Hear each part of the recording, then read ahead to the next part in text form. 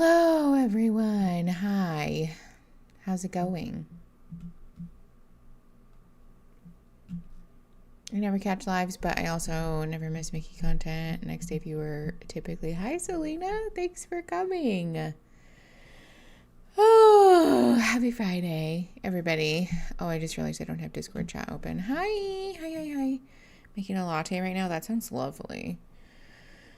I've had to uninstall and reinstall it. I think it's the actual Discord app. Oh, Discord is being the worst lately. I don't know what is going on. Hi, KV. How you doing? Hello, everyone.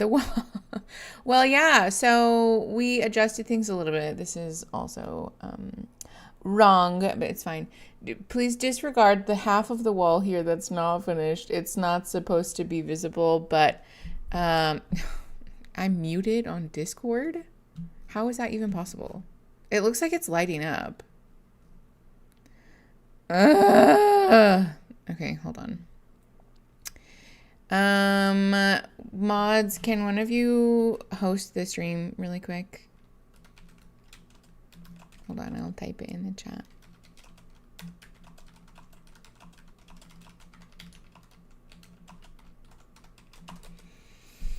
See what I mean when I said Discord is being the worst?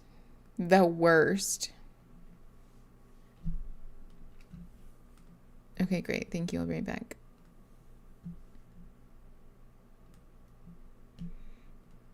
Okay. Can we hear me? Is that working? It says that it's lighting up, so it looks like it's okay. So dumb. Okay. Anyways, yeah, please disregard the half of the wall that you can't, or that there's no art on, because it's not supposed to be visible. Normally I stand when I stream, but we're sitting today because I rolled the fuck out of my ankle earlier this week. So we're sitting for stream.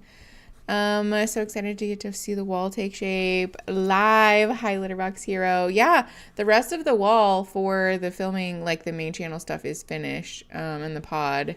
Here, let me see if I can give you guys. Don't judge my aesthetic and very dirty room. Here you go. That's what I got for you. You can kind of see the rest of it. Look. Wow. That's what the rest of the room looks like. But like I said, this side wouldn't have mattered if we were filming normally. Oh my god. So sorry if you have like vertigo problems. Probably should have warned you before that. That's my bad.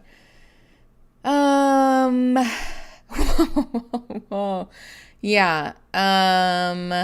It could have been better, but you know, it is what it is. What a big, beautiful wall. KV, you've been a member for 16 months. Thanks for being a McNug for more than a year, almost a half a year, or a year and a half, rather. Is it starting to feel like home? A little bit. The wall being up feels more like home. So that's nice. And we've been painting the rest of the house. A chronic ankle roller. Elevate that thing. It is currently propped up on a body pillow thing under the desk. So we're elevating. We iced a little bit. I also used some like warmth, like some heat on it. Not like hot, but just to like help relax some of the muscles. That seemed to help too. It looks great. Thank you, Allison. Please tell me you're painting the walls hot pink. Okay, Pizza Eggy, we talked about it and we thought about it, but here's the thing. As a probably histamine intolerance and a whole bunch of other inflammatory issues, girly, as a non-binary term, of course, painting the room a warm toned like pink or yellow or red is definitely going to make me look even more flushed than I already am. So we went for like a neutral warm toned like brownie beige color as like the behind for all the art. So that the art will pop off of the wall, but also it won't make me look like a suckling pig. on camera all the time. Elevating is supposed to be above the heart. Listen, I'm aware, Christine, and I'm not gonna like sit all, because that's what I've been doing, is sitting on the couch all like slumped over so that my heart is lower than my leg, just like elevating it a little. But I don't want to sit like that on stream. Quite frankly, I don't think my stream setup, you would be able to see me if I did. So we're elevating it a little bit, and we'll elevate it the rest of the way later. Color theory is so fun. Yes. Yeah. So yeah, the walls are warm toned and still a little bit fun, but not quite as warm. I did also talk about doing like a little mural underneath everything, like a little organic-y little stripe thing. But quite frankly, at a certain point, it became the question of like either the wall gets put up imperfectly or it doesn't get put up at all. So we just went for it. I did finally finish the tour, the like little vlog for our old office setup. So that's gonna drop on Patreon probably after the stream. And then hopefully I'll be able to film you guys a new one for this wall here soon. Mural for the puppies. I thought about that too. Just putting some pink somewhere else. Yeah, retrospective office vlog. To be fair, a lot of the stuff is the same, honestly, and most of what I talk about in the wall tour is like the story behind some of the things. There are a lot of questions about what some of the like shitty artwork that I've made means, and especially about like inside jokes and things. I also tell you guys the names of some of the Etsy shops and stuff. So I think that stands the test of time, but I'll film another one anyways, just so I can update you guys about like the process and, you know, everything. Hold on. My friend visited me in Tokyo a couple of months ago and somehow managed to roll her ankle twice. Oh, she also rolled it on the last vacay we went on together.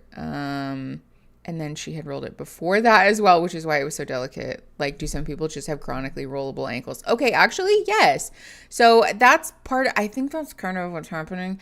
I think it's a connective tissue problem for me. But also, because when I first rolled it, I was like, did I break my fucking ankle? Because it hurt real bad. I was hobbling around the house. Like, not able to put weight on it at all. But sometimes chronic injury can make it easier to roll that ankle if you've like damaged the ligaments and stuff, or sometimes people just have like chronically rollable ankles. Yeah, okay, yeah, Gems, I'm a chronic ankle roller and have broken both ankles. Oh God, Gems, that's my worst nightmare. Use your ankle responsibly. I am realizing how often my left ankle is like an integral part of my life. Like getting in and out of the car, I use my left ankle to like push myself in and out of the car. Can't do that. So I'm like pointing my butt at the car seat at a 90-degree angle, sitting and then lifting and then like sliding or like rotating my legs. I also sit on my left foot all the time, apparently. So I'm sitting on my right foot and it just feels wrong. I also am feeling like the possibility of me having EDS or some kind of connective tissue disorder higher and higher every day, because I'm also realizing that the reason I sit on my feet is because my back and shoulders are wont to like sort of like collapse in on themselves, which is an EDS thing apparently. Did you know that lots of people just feel comfortable standing, that it like doesn't hurt them to stand? And that's why people who have connective tissue disorders will lean and brace themselves on stuff. I didn't know that. I thought everyone hated standing. Yeah, pizza eggy, exactly. For some people, standing is just like, yeah, Gems, I know. And not to say that everyone who doesn't enjoy standing has EDS. That's not the point. But for some people, it's just comfortable to stand and be, yeah. It's not always an EDS thing. Please don't take this to mean that if you don't enjoy standing that you definitely have EDS. And also, I'm not a doctor. This is not medical advice. But I guess there is like a Venn diagram happening there sometimes. Speaking of which, yeah, this, here, do you guys want a brief wall tour? Look at this thing.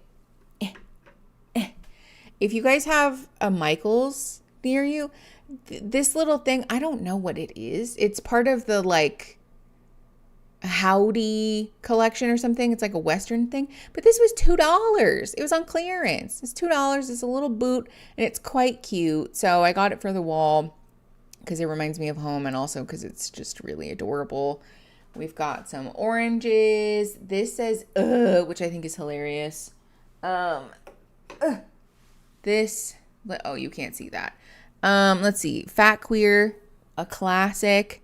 This print, hold on, let me hide my face so it'll focus. Come on, camera. This print says, eat that up. It's good for you, which is obviously Two Door Cinema Club. Song lyrics. This is from a big multi-pack of stuff. Not this. This is from a big multi-pack of stuff that I got on Amazon. And then this is just the beginning of a little print that, or not a print, it's a little piece of shitty artwork that says, welcome, everything is fine, which is a Good Place joke. I know the is such a mood. I love it. It's like actually a very like hefty wood thing that I got from Michael's online. It was like a 2 for something deal.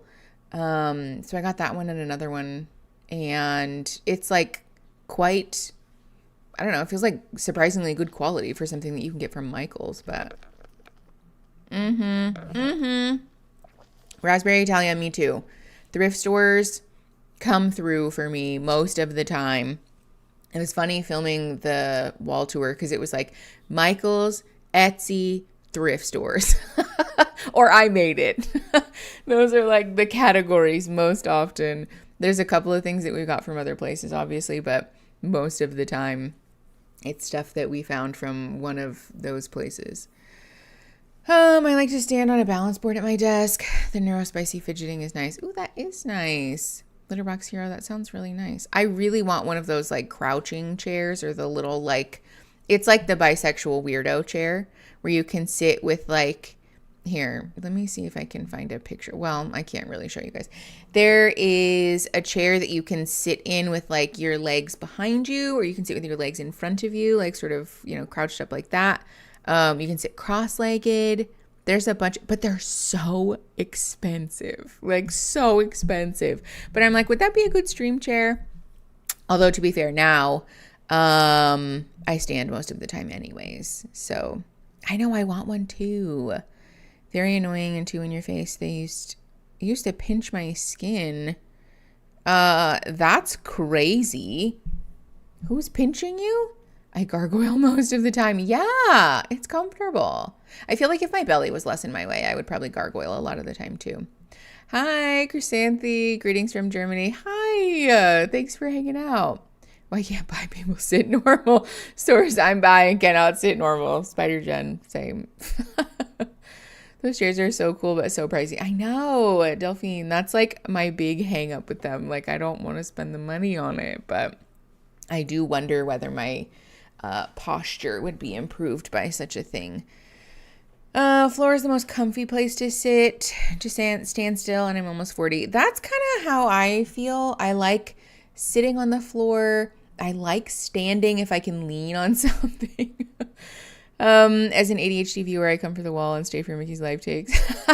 Selena, thank you. I'm glad that you enjoy the wall. I've gotten quite a few comments from folks who say that the wall is helpful for them with the pod in particular, because for long form content, the ADHD tendency is to like black out and black back in. And the wall can be nice, like not distraction, but you know, sort of circle back around type of thing. If you find a good one of those chairs, let us know. I want one so bad. Ooh, Allie, I will. I definitely will. Cannot sit normal to save my life. The bi struggle is real. 100%. I know. As we're doing this, I am, in fact, rearranging. Y'all are floor people. I'm a lounger. I appreciate that the floor lets my back sit flat. Or if I like back myself up against the wall on the floor, then I can sort of like supplement my posture. You know what I'm saying? Ooh, my foot is asleep. With EDS, I thought it was fat. I realized I just have stretchy skin. Danny, thank you for the 5 memberships, friend. Secretly Frog, Frida, Little E, Sarah, Camille, and Selena M. Welcome to the McNugs, courtesy of Danny. Thanks, Danny, for the 5 memberships. How you doing? You hanging in there?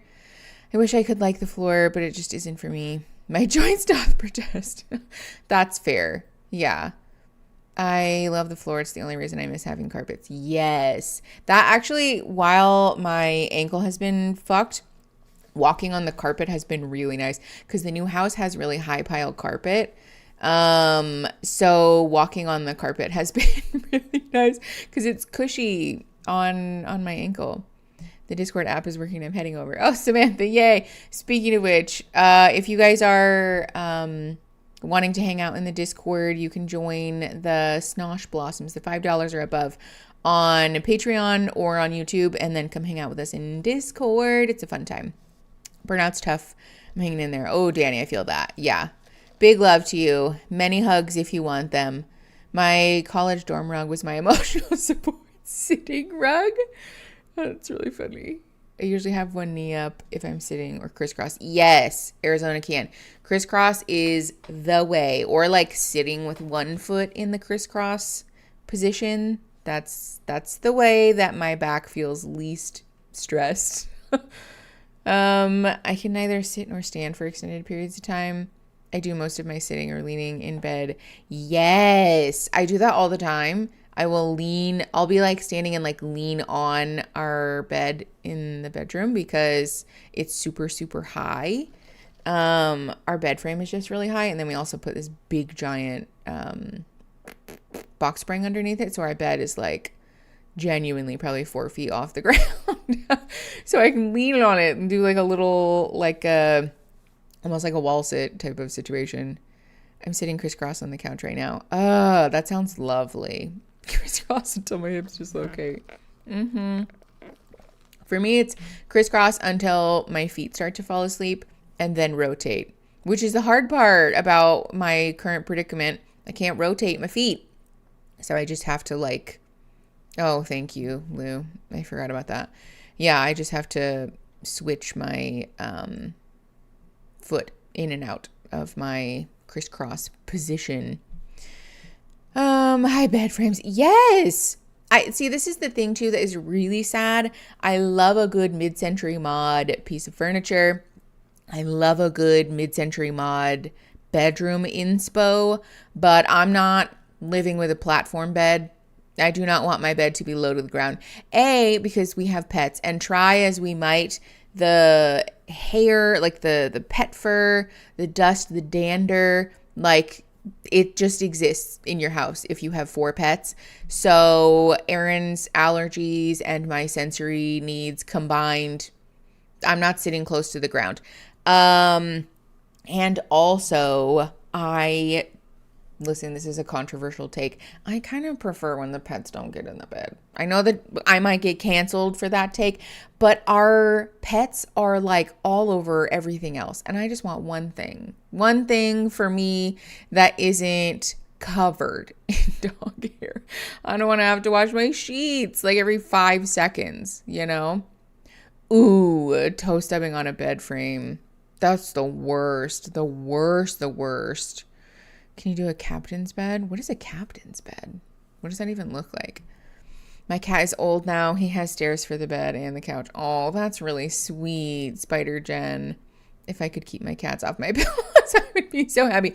Gems, get decoy pillows. The cats, we can't really do anything about that. But especially since Vanny had leg surgery twice, her ass is not jumping on the bed. So they have their beds right next to our bed. So they sleep like super close to us still. But they just aren't in our sheets. Also, it's hot with 2 dogs, 2 humans, and then probably 1, maybe 2 cats. That's a lot of heat, allergy, or a lot of allergens. The captain's bed is a bed with drawers underneath. It's like having a dresser under the bed and it's higher. Oh, interesting. Huh. That's kind of interesting. Not at night. They just spend half the day up there. Okay. That's fair. That's like less annoying, I guess. We still have decoy pillows for that though. We have like the decorative ones. So we hide our pillows underneath the sheets and then put decoy pillows. We like pull the duvet all the way up over top of them and then put decoy pillows on top. So that when we go to bed at night, the decoy pillows get taken off. It doesn't completely eliminate the cat hair problem, but it does cut down on it. Yeah, I like the decoy pillows. It also means that when our bed is made during the day, it looks like, not like fancy, but it looks like, oh, boop, boop, boop, boop. You know, like the decoy pillows have the pillowcases that match the duvet and stuff. So it looks like nice. We used to have a lot of decoy pillows, actually, because the dogs were in the bed during the day too. So we would have 2 of the like, you know, pillows that match the bedspread.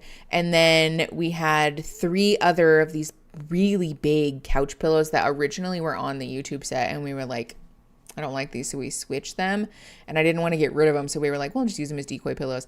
And then we had 2 little like decorative pillows. So there was like 7 pillows in total to keep the dogs off of the regular sheets. And I think that also kind of worked to our detriment because then they really liked it up there. I need a short bed because my dog's super small and he's my favorite cuddle buddy. Oh, that's really cute. Crispy bees. I have a reusable pet hair roller, so I really don't mind. Ooh, yeah, that's nice. I know that a couple of people have told me that the like roller thing, the chom is really good. But when your dogs have wiry hair, I feel like nothing works as good. Plus, I only have indoor cats and not a dog, so the bed thing isn't really a problem. Yeah, I think having like only cats or like, you know, only 1 or 2 pets, you know, that's fair. I get that.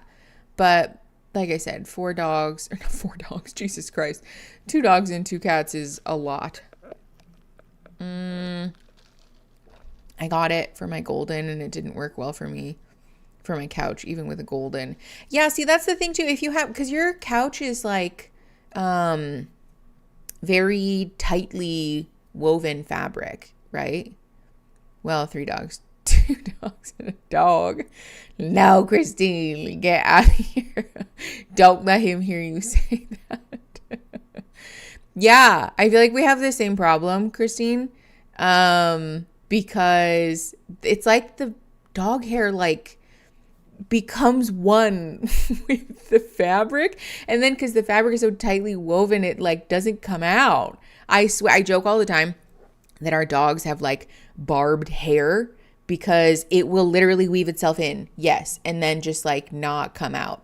It's the most frustrating thing. I ignore the instructions and just put them in the wash. Okay, Christine, yes, honestly, 100%. We actually are about to do that with the dog beds too, because they're looking a little crusty. The move, I don't know. You know what's funny? I don't know what it is. When you move, it's like, even when you clean everything, when you do your best, just like day to day, to keep your house sort of non-musty from the dogs and the cats, it's like they find dust somewhere. Like, I don't understand where all of this like dust and like stuff comes from when you move, but it's just like all over everything. Like, it does not matter how many times the dogs pack their own dust to take it with them. Yes, it's so confusing. It's so frustrating. I think it's because the inside of the moving truck probably has like dust and, you know, dirt and stuff in it. So then the outside of the boxes become covered in it, and then it gets on the floor and the dogs lay on the floor and, you know, et cetera, et cetera. But it's like we're just constantly fighting a battle against dust that we're losing, and it's really frustrating. So we need to clean the dog beds. The dogs have already gotten a bath, but also Savannah likes to roll around in the grass outside. The pets are dust fairies. Yes, I'm like, did the movers pack like a little bag of dust and just sprinkle it all over everything? When I had a dog that shed. Oh, okay. I was like, that shed. I found the best thing for our particular sofas was to use a blanket. Yes. We're blanket people too. Yeah. It also helps with the dog hair because then when they get dog hair on it, you can just lint roll that and then toss it in the wash. And yeah. Has anybody ever tried one of those things that you put in the washer with your stuff that is supposed to help knock the dog hair off? Because I've never tried one, but I'm curious about it. They packed some Arizona dust. I know, Lou. Honestly. Debobbling. I know. What does that mean? Lint roll pre-wash. Babe, it's going straight. No, Christine. Because I don't want it to live inside the washer then. Because then it gets dog hair all over the rest of your stuff. I'm cuckoo bananas about the dog hair straight into the washer. And Christine, I respect that is your journey. But I just don't want dog hair living inside the washer. Yes, Christine, we do. We do.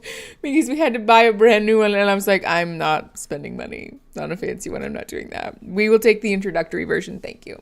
I was not anticipating this expense. So we will have the lowest tier washer. Thank you very much. Do they mean the like smile things? Yeah.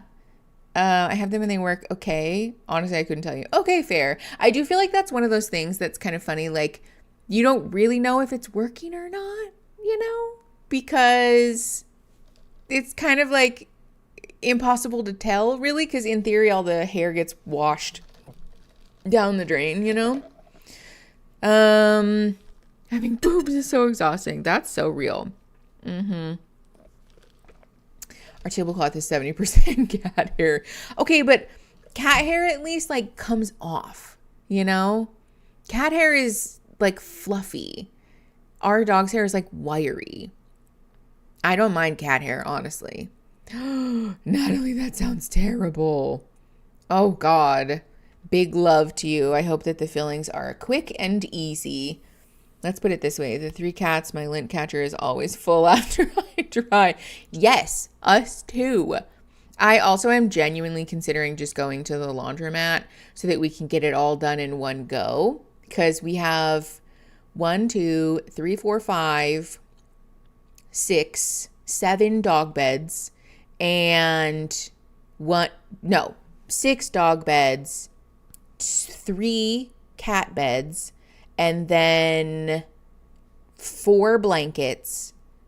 And I think that's it. No, 5 blankets. So we have a lot of things that are pet specific linens that I just would like to get wrapped up in one go, because it takes forever. Yeah, Samantha, we had to do the laundromat after we moved because the washer dryer here were fucked.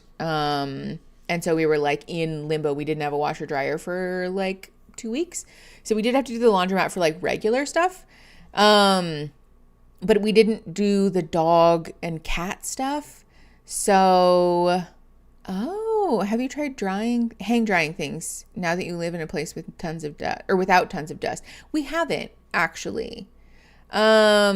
I wonder if that would be helpful. Hi, Puffs Music. I love your channel and your work very much. Thank you. That's so nice. I'm glad that you enjoy it. Hold on. Drying stuff now that we don't live in a place with a bunch of dust. I'm curious about that. We also have a screened-in porch, so I wonder if that would also be good for reducing dust and stuff. Although, to be fair, where we live is fairly sandy. I didn't realize that the soil in Florida is like very sandy. It's quite... Also, I'm curious about the mold, like the mold mildew aspect of it, because in Arizona, things dry super fast, right? You put it in the sun and it's dry in like an hour, maybe, even if it is like a pillow or something. Yeah, and so I don't want to get like mold on anything or for it to stink and like be mildewy. I've been doing it for about 9 months. Okay, but have you done it with like dog beds and stuff, like things that are like upholstery because I think like blankets and stuff would be fine. Oh, you have? Okay. And it's fine. How long are you leaving it out there? I don't know. I haven't done it at all. Couch cushions, as I said. Okay, I didn't read the couch cushions part. Okay, interesting. When I lived in Florida, my entire closet molded. Oh my God. Woof Lupa, don't tell me that. I think if we don't leave it out there forever, you're probably right. I have not used it since 2024. Hold on. There was something that I missed. Also, what is happening with the Sandy Cheeks gifs in the Discord chat? They dry in 2 to 3 hours. Okay, that's pretty good. Interesting. That might be something. Although, to be fair, if we're taking them to the laundromat, then we can probably just dry them there. But, because really that's the cheapest part of the whole operation. The washer is what costs so much money. Oh, okay. Also, I had questions for you guys about Aldi, like Aldi culture, because I've noticed every time we go there that it's like very common for people to just leave their cart and not like take their quarter back. Is that a thing? Is this like an Aldi pay it forward situation? Because I think it's very sweet. I just didn't, because I've seen a lot of people make these little like quarter holders and stuff where you like have this little like pouch that you put on your keychain that holds your quarter. And so I was like, oh, okay, yeah, clearly people are like putting their quarter in and then taking it back. But every time we go, there's at least 2 or 3 people that just like chuck their cart at the return bin and then don't take their quarter back. Even if you hang dry and then finish up in the dryer, I think that would work to cut down on energy. Yeah, for sure. They don't do that at my Aldi, but there is a culture where you trade your cart for someone's quarter.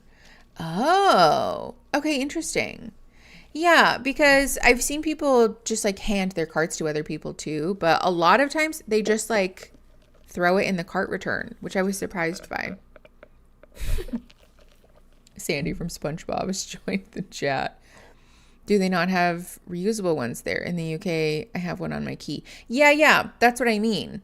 People have like these little things on their keychain, but I didn't realize that it was like very normal for people to just be like, here you go. I don't care about my quarter. I thought that was very interesting. If you have an upstairs in high humidity, it's better to hang dry upstairs. Really? I guess because heat rises, huh? That makes sense. Just joined. Have we started the episode yet? Nope. Sure haven't. It has been almost an hour. We probably should. When I lived in Florida, I had little dehumidifiers. Yeah, we've talked about that too. Thankfully, the humidity in our house doesn't seem to be particularly high. Apparently our house is like well insulated, which is very different from our old house. Because our bedroom and bathroom at the old house would catch the morning sun because it was on the east side of the house. So we would get very warm in that room. Like it would be 85 degrees in that bathroom in the morning. Oh no, I'm not on live chat. Thank you. So I'm surprised that our house is not more humid than it is, because we were really under the impression we were going to need to get a dehumidifier immediately, but it's actually been kind of okay.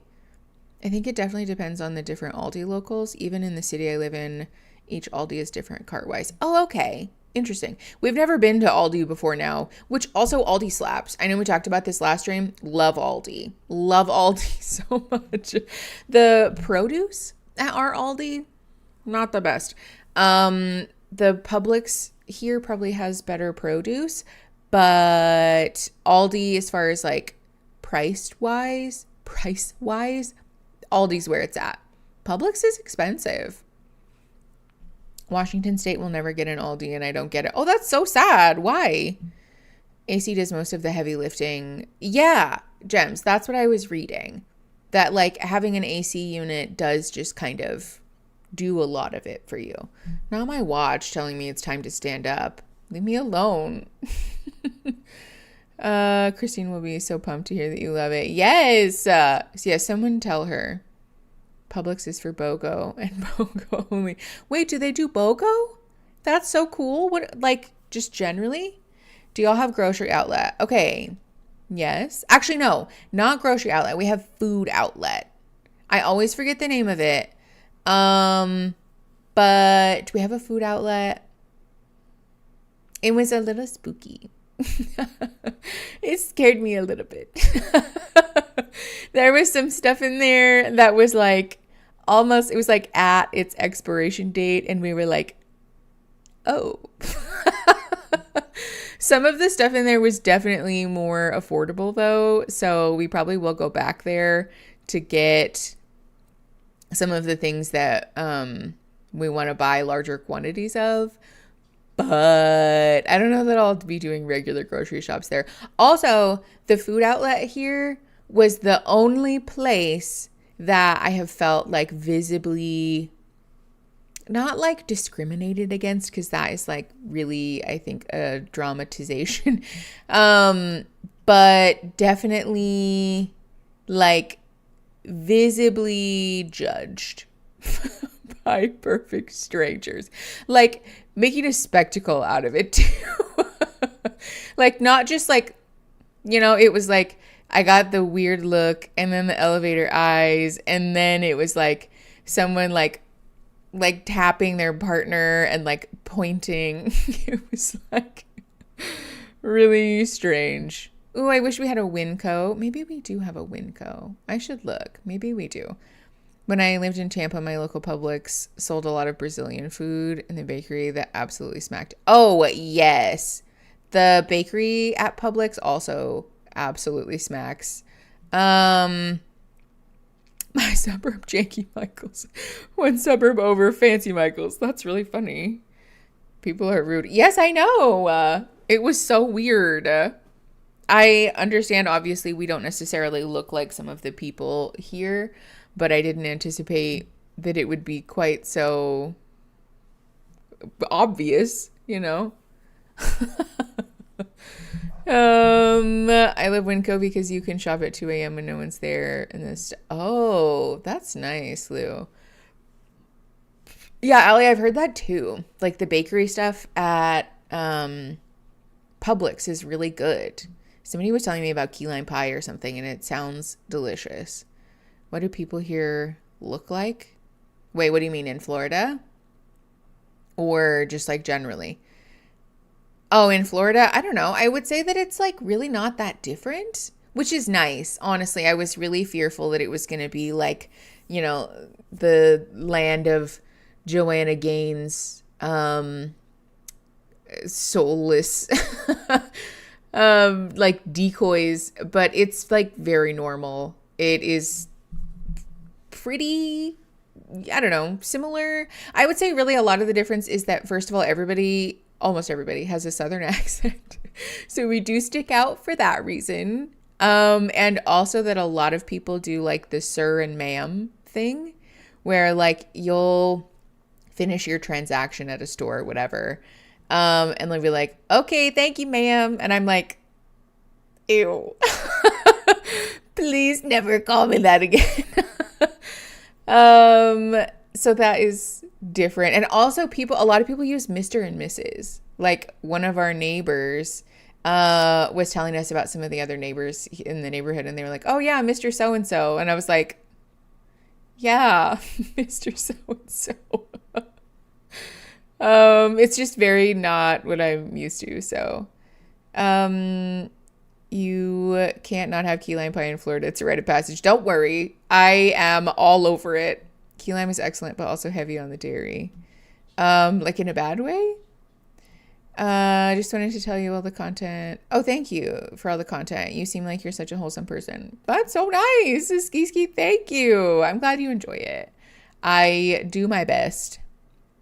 I went to Orlando for a gymnastics competition I was coaching, and it was during Pride, so I went to check out a gay club, and downtown Orlando was really cool.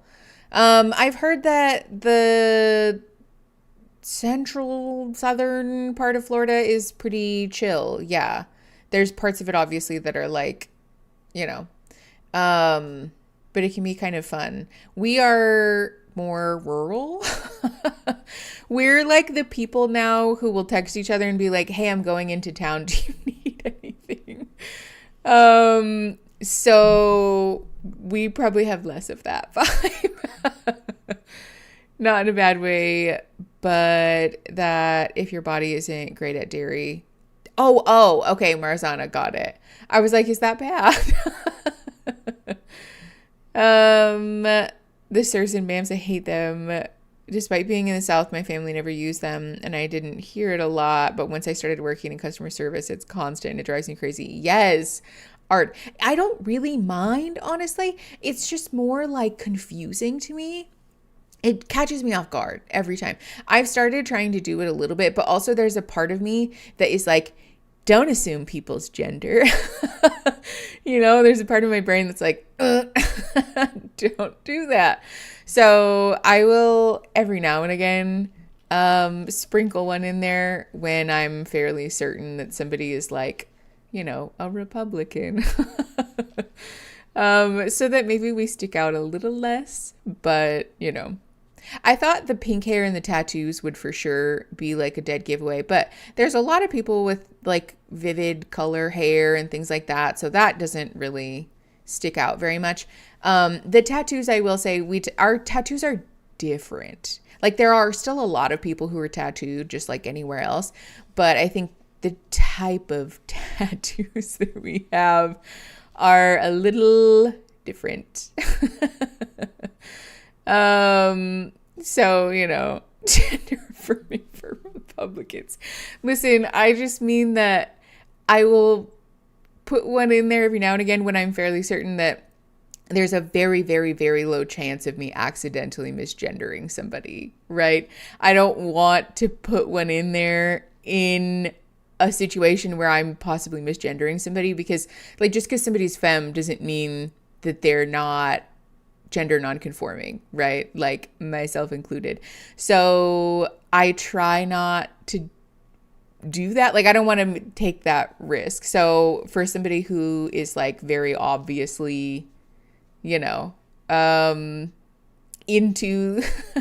that sort of thing, I will every now and again put one in there just again so that hopefully we fit in a little more, but I do that with kids. I'm a lunch lady and they're all buddy or hun. Aw, that's sweet. Oh, yeah, my friend. Yeah. The Southern genders.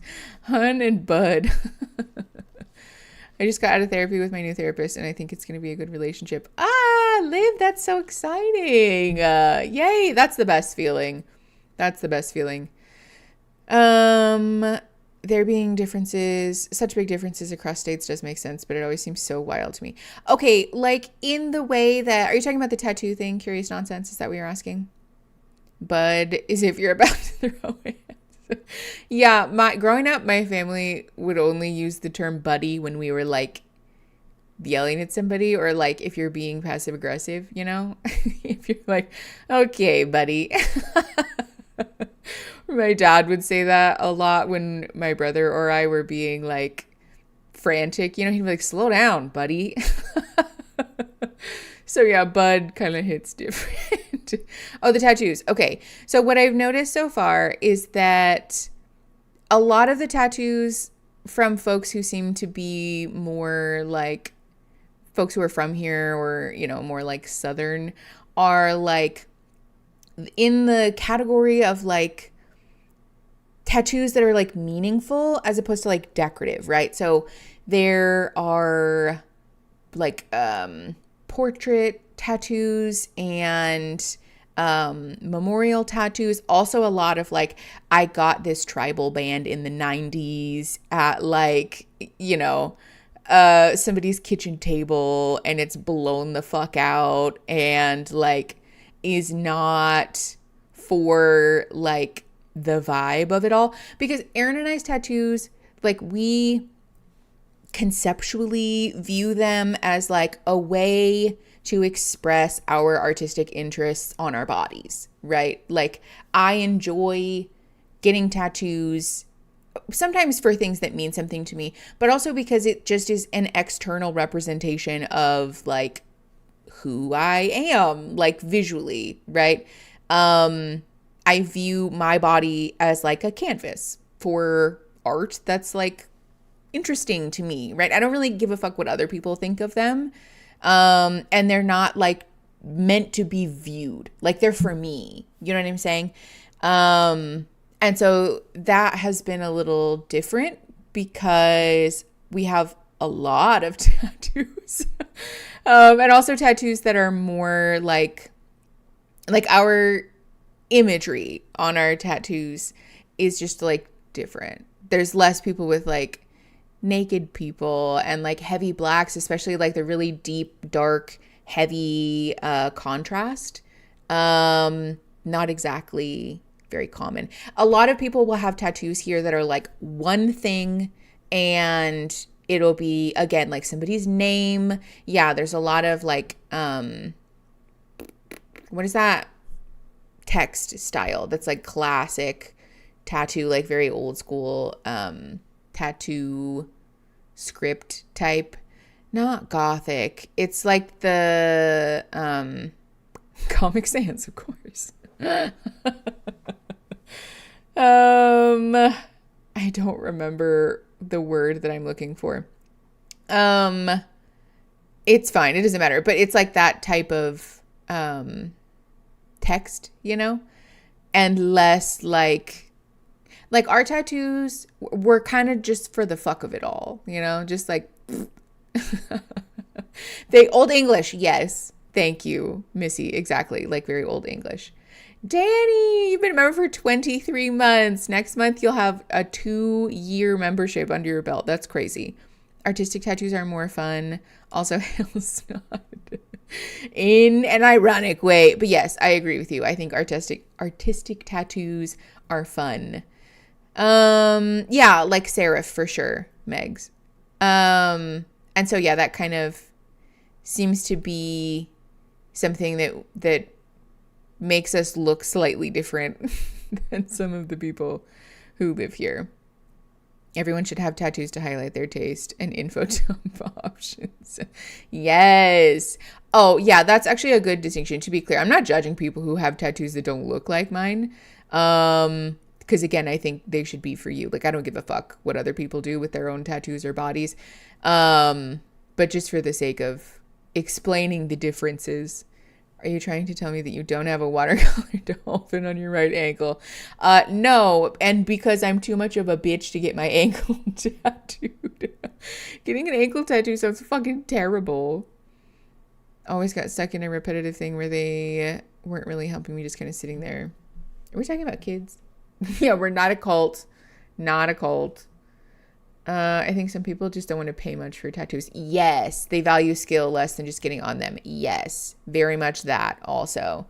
Because I care deeply about the quality of them. And, you know, it has taken me a long time to be able to afford this many tattoos. And so that also is kind of different. Yes, curious nonsense. I think so too. The funny thing though is that having tattoos like this, like the ones that I have, not at all uncommon in Tucson. And here it's like definitely uncommon, which I was surprised by. Because I was like, oh, maybe there will just be less people with tattoos. No, there's plenty of people with tattoos, just not ones that look like ours. It is actually like sometimes we would get people asking about them. Aaron especially. Aaron learned that lesson the hard way, because I used to be the one that people would be like, oh, I like your tattoos, what do they mean, blah blah blah. Aaron is the one now, because he has a leg tattoo that is like a full black background, and now he's the one that people will approach in public and be like, oh, wow, did that hurt? And how long did it take you? And blah, blah, blah. And he's like, please don't perceive me. Which makes me very happy, because now it's a him problem, not a me problem.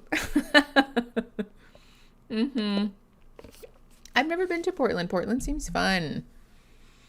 Those are the same people questioning if I wanted to get stuff remove going, it's permanent when they have a massive tattoo. It's terrible. Yeah. Mm-hmm. Oh, that's so funny. Okay, also, we are overdue to start the episode. I wanted to start it 15 minutes ago, and then I forgot. Y'all got me monologuing. Okay, we're gonna watch episode 2 today. If you guys missed the episode last week, we're watching the Ultimatum Queer Love. We watched episode 1 last week, which is basically just like establishing all of the couples and meeting everybody. So, don't stress too much. We can just jump right in. That said, if you are new here, hi, thanks for coming. If you don't know, we have the overlay over the show because it gets taken down without it, but you can watch the show without the overlay while it is live only in the Discord server. So join the Snosh Blossoms, $5 and above, either here on YouTube or on Patreon. That'll get you access to the server, and then you can come hang out with us while it is live only. There will be no replays available without the overlay ever. In the past, in the present, or in the future, that's not a thing that's available to anyone. I'm very sorry about that. That said, let's go ahead and watch this show. 29 months. Christine, thanks for being a member for ages. Aaron should start responding with, wait, you can see it too. Ooh, Liv, I hope you have the best tattoo appointment. I just realized you have to find a new hairstylist. Oh, Lou, tell me about it. Tell me about it. Look at these roots. Look at them. Get used to them, because I'm genuinely considering just waiting until I fly home for like holidays or whatever to get my hair done. Because I don't like it. I don't want to find new people. What if they do it wrong? Oh, I might start cutting my hair at home though. I did it during COVID and it wasn't the worst. It was a little uneven, but no one's looking at the back of my head. Whatever is on the back of my head is none of my business anyways. So, 100% worse than finding a new doctor. Yeah, because uniformly across the board, doctors hate you if you're fat, I feel. So, you know, but also like I'm on camera a lot, like here and for therapy, I get to look at my stupid face. So I don't want to look dumb. Bye, Liv. Thanks for hanging out. I recently went with my little brother to get his first tattoo. Ooh, okay, cute. Okay, let's go ahead and start this episode. This is season 2, episode 2. It's called Love Triangles. Let me unmute that. Make sure that's turned up. Actually, just kidding. I am gonna mute it because there's stupid music playing. Okay, Discord, are we good? You guys can see everything? Okay, perfect. Okay. Let's keep going. All right, we're starting at 0 minutes and 0 seconds. Pressing play in 3, 2, 1. Like I said, it's muted because of the music, because Netflix really is trying to play games with my monetization. Oop. I pressed the wrong button. Okay, we're at 11 seconds. Pressing play in 3, 2, 1. Away. This might be too much for me. I can't handle it right now. Oh, But yeah. Megan, you're just gonna leave me. You don't want to give it a chance, though? I don't want to. That's I just feel very like we're fair. throwing so much at ourselves. Yeah. You want to stay here? This is a commitment that you have with me. The fact that you're, like, so willing to just back out is, like, concerning to me. Just try to be strong. What? The fact Okay, this is so incredibly hateful. So, in case you guys forgot or missed the last episode, basically at the end of the last episode, Megan, this person with the hair in a bun, said, I don't want to do this, basically. Basically indicated this whole experiment thing, not for me, let's go home. And this person with their hair down, whose name escapes me, is Dana, thank you, is saying like, no, we should stay, which is cuckoo bananas behavior. If your partner ever in any capacity, not obviously about this because I don't think a lot of us are going to find ourselves in this situation, but if your partner is ever indicating like, hey, we agreed to do this thing, I don't really want to anymore, Okay, end of story, right? That's the appropriate and safe response. It's one thing to say, like, that makes me really sad, or like, I was really looking forward to this and that sucks, right? Or like, I want to stay, right? Except that, like, two people have to consent to this. This is a group deal. We are either both agreed to no longer be monogamous, essentially, or none of us are. You can't do this. That's not how that works. But bullying, it's so good. I just am like blown away that she's actually gonna bully Megan into staying. Identifying people by their hair is terribly relatable. Listen, it's very easy to tell, I feel, especially with the video footage being smaller. Okay. Hi, Orion. How's it going? All right. We're like 42 seconds in. Pressing play. In 3, 2, 1. You just like are giving up now. It's like, I can't. You committed to this. You committed to me. You said things, like you said you would do things. The fake crying. I want you to try. Dana is not tearing up whatsoever. Megan is actually crying. Okay. Megan said okay. This is so rude. That's fucked up. Clearly Megan doesn't want to do this, and Dana was like, Okay. Dana said, you can do this, you're strong. You shouldn't have to be strong. This is so toxic. It's all fun and games until people change their hair. Okay, that's true. Me, all the time. Sometimes I have really terrible facial blindness, actually. Okay, this is Marita. Nope. Me too. I got this for you. I picked it for you. Yeah. 2 days ago, I was in a committed relationship. Brittany issued me an ultimatum, and now I'm single. This week, I'm continuing to date 10 other women to find out which one of these 10 I can see myself with in a trial marriage. Somebody that has qualities of what I would want in a spouse. I'm getting really deep with a lot of amazing, beautiful people here. So far, the odds look like they're really in my favor right now. Clearly, we are very much a match, and clearly, like, there is a lot of intimacy there. Clearly? Like, you want to hold hands now? I think Marie is just so great, but oh my God, Bridget, she's gorgeous.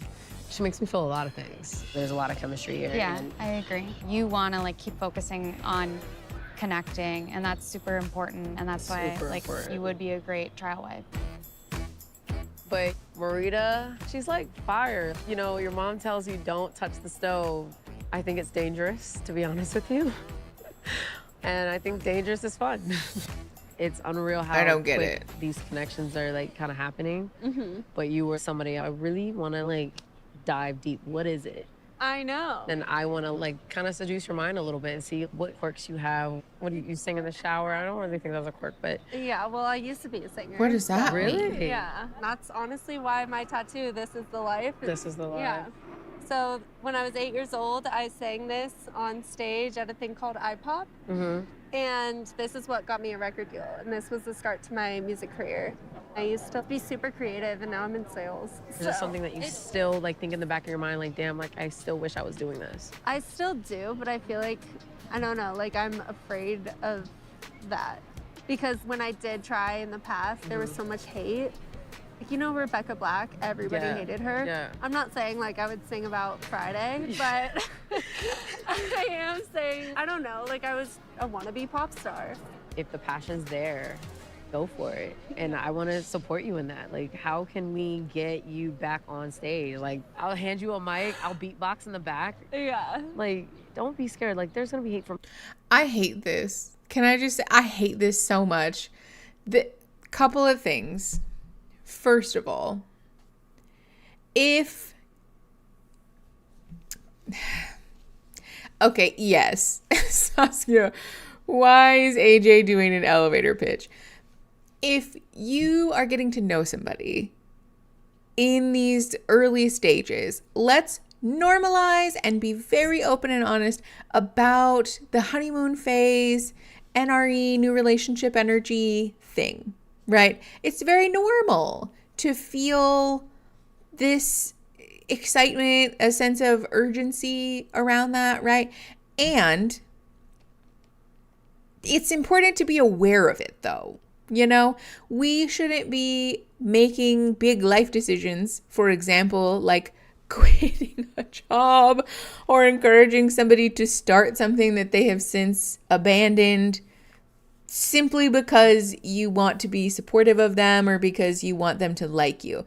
I understand that AJ wants to be supportive, and there are probably a lot of valid reasons that Marita decided to stop pursuing that. And also, like, if somebody is pushing you to do this thing, like, that you have since chosen to not do, that's not actually very supportive. It's just kind of manipulative, actually. Because really what they're trying to do is, like, unconditionally be your hype man, which is sweet in theory, but actually just kind of uneducated about the circumstances of your life, you know?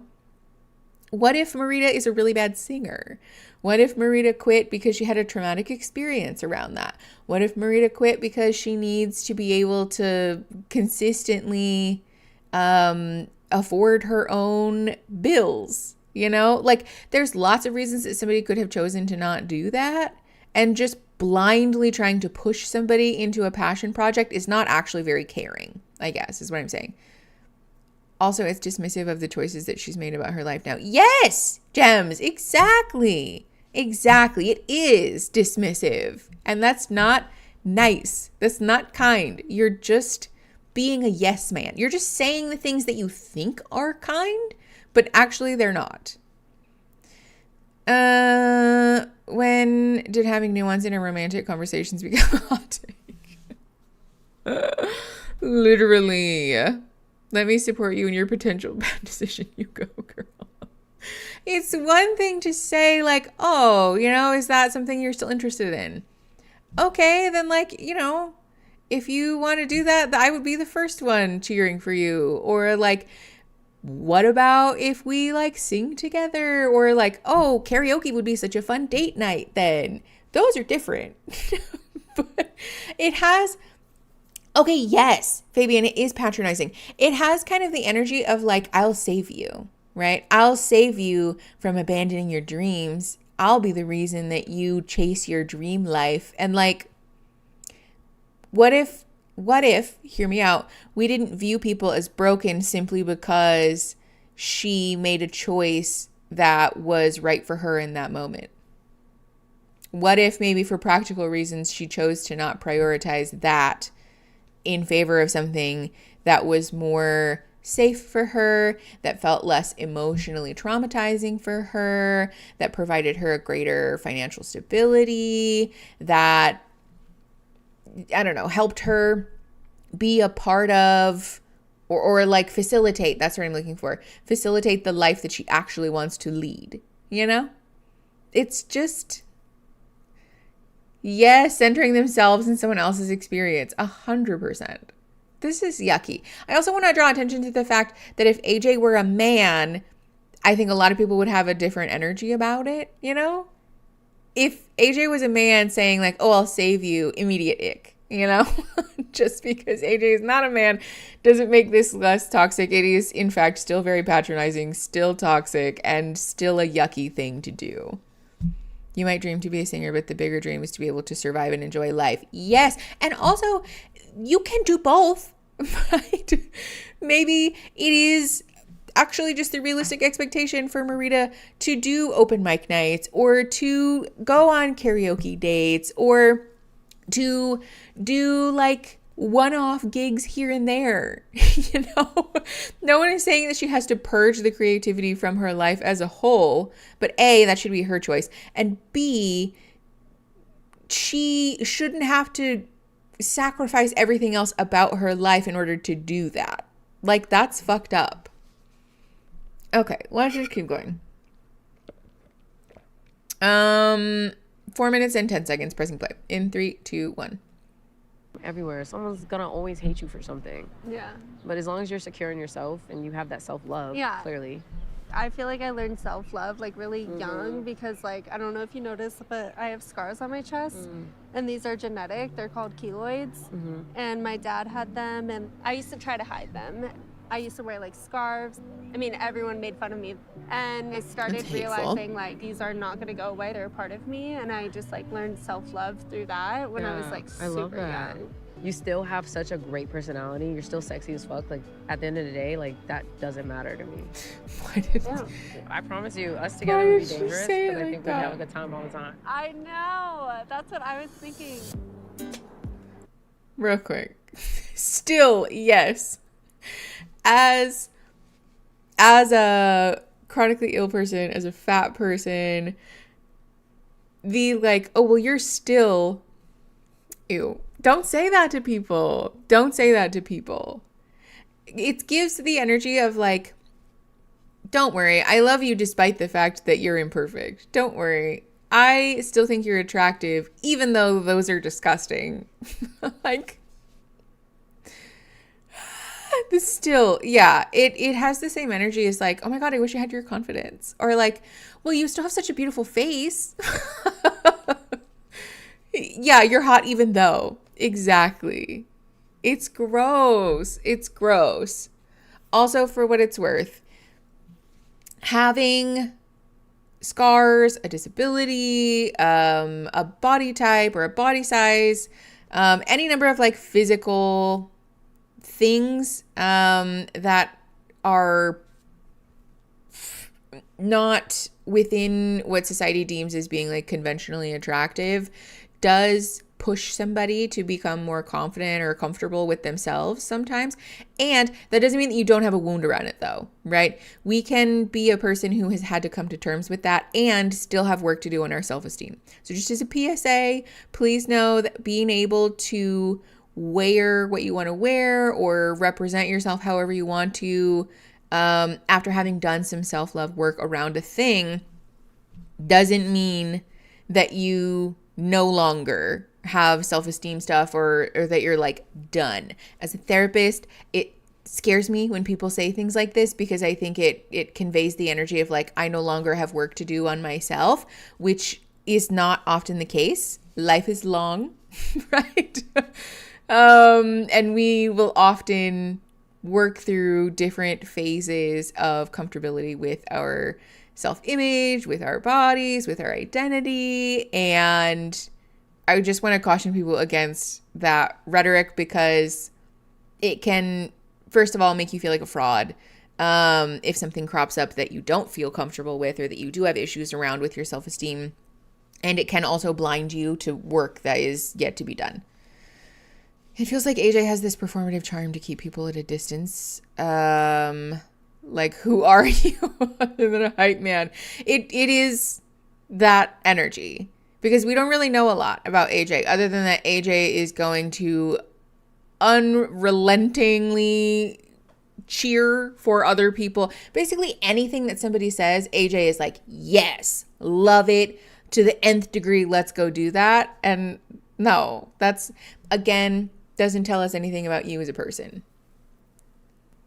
It means you're fixed forever. Yeah, totally. Obviously. I think AJ talked about needing to be a chameleon to fit in when she moved a lot as a kid. So I do think this fits. Oh, I wonder if this is an aspect of that then. Yeah. Okay. Let's keep going. 4 minutes and 51 seconds. Pressing play. In 3, 2, 1. I haven't been able to say yes to a marriage because Ashley is not romantic to me. But the sparks are flying with AJ. She is a hopeless romantic, and I think that's pretty hot. Yeah. What does that even mean? I feel like if you asked Marita to define hopeless romantic, she would not have anything to say. I think to her, hopeless romantic just means having more attention. I think she wants to be more seen. Intrigued. But you can do that in lots of ways. Yeah? Yeah, How for so? sure. I wasn't expecting it. Me too, yeah. I'm very like drawn to you and like attracted to you. Same. Yeah. You gave the old ultimatum, and I received the ultimatum. You know, I had this really like that shirt. idealism of what a perfect relationship would be, and like in my head, like, you don't fight. Anytime there was a fight with Haley, I'd be like, this isn't working. I broke up with her at the 4-year mark because I was like, I can never bring you home to my family. You know, it'd be easier if I brought home a guy. So then I went back, I was like, I'm gonna be myself. I regret not telling my parents sooner. You know, it took me 8 years to tell them. And I hid that part of my life. I lived like a big double life, you know, everything. But every time I would go home, my parents would go out of their way to like make me know that it wasn't okay, and then, you know, so. That'd be so hard. I could never. I mean, I struggle to tell mine, and I like knew that they would be okay. So yeah. You're super accepting, super, how was that? Yeah, but I for had you? to email them, and I didn't. Yeah, I wrote a letter. Yeah, and I was like, I have a girlfriend, but this doesn't mean I like still haven't come out to them fully. Oh yeah, I had every intention of telling them, and I couldn't. I like left the letter on my bed and left. And did you ever hear anything? Oh yeah. Oh, you did. Oh Okay. yeah. Oh yeah. They let me know. Yeah. That's a big pain point, And clearly. I just wanna stop Crying. Yeah. Well, we can have fun. Yeah. Sorry. It's okay. I think you're really amazing yeah. Real quick, for what it's worth. The blonde person with the shirt that I am coveting, don't remember this person's name. Kyle. Thank you. Does anybody remember Kyle's pronouns? I'm the worst with this show. I'm so sorry, especially in the beginning. She, they. Okay, thank you. I remember that there was only one person who used mixed pronouns. So when they do bring out the... Oh, okay, sorry. Not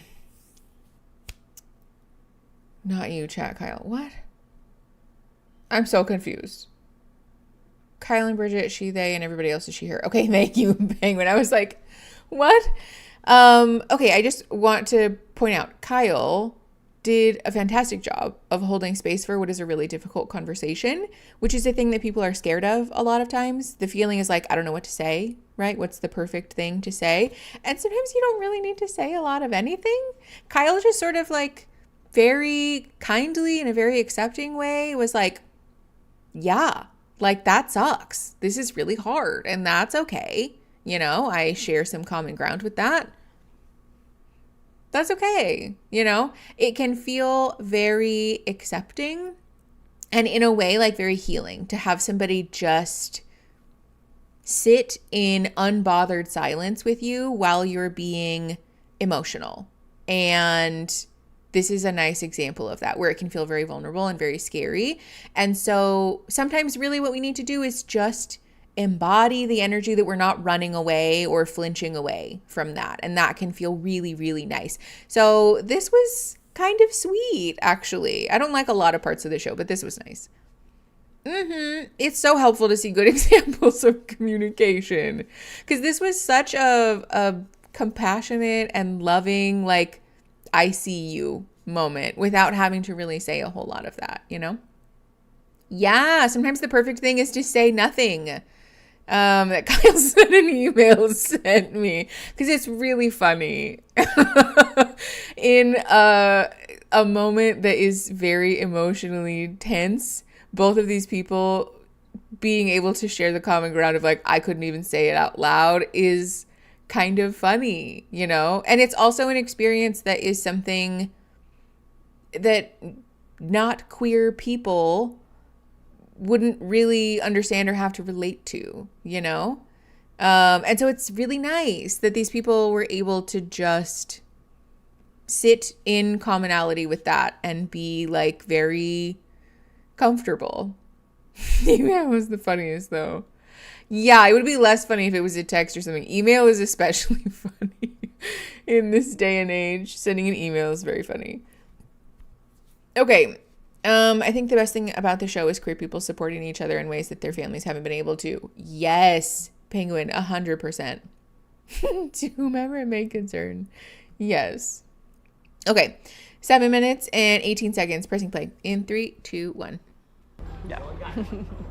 All of our conversations have only made me more sure we could really learn a lot from each other. Yeah. And it's scary because I am attracted to you. So that kind of adds another thing to it. I'm looking for similar things to what I'm hoping my ex, Bridget, she gets out of it, which is this actually what I want? Marriage with this person forever? I feel like I've been playing it safe for a long time, where it's like I'm now ready to not play it safe because that's not why we're here. Okay, with the music, Netflix, Christ. I appreciate this perspective a little bit more, at least. And that I have with Pilar. She seems really smart, but also like very fun. I just like her energy, but it feels really confusing, honestly. It's just a lot to be in some sort of strange love triangle with my ex. I'm trying to figure out like what would be the best choice for me. Do you feel weird that you feel friendly with my ex if you were to choose me? Full transparency, like you and Bridget were like at the top for me. And feeling really torn being in between you guys, having a strong connection with both of you. Sorry, not the like, time. Oh God, this is weird. Wow. That's I'm kind so of confused. What is going on? I'll see you later. No, thank you. Hold on, pause. So, a couple of things. First of all, again, I just I know, Penguin, me too. Thruple. Not actually. This is not an ideal situation for polyamory because clearly we've got a lot going on already.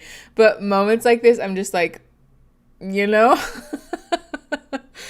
I wish that polyamory were presented as an option for people earlier on in life, and that people would have some more time in their foundational, like, early years to kind of wrap their mind around that as a possibility, because I think it would feel a lot less intimidating if that were the option.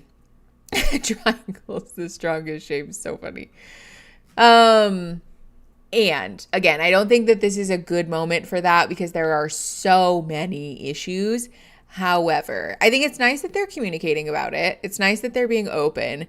And the perspective of like, I find this particular connection to be intriguing and am hoping to learn something from this. That's great. As opposed to the Marita perspective of like, this person's a hopeless romantic and so therefore I want to marry them, right?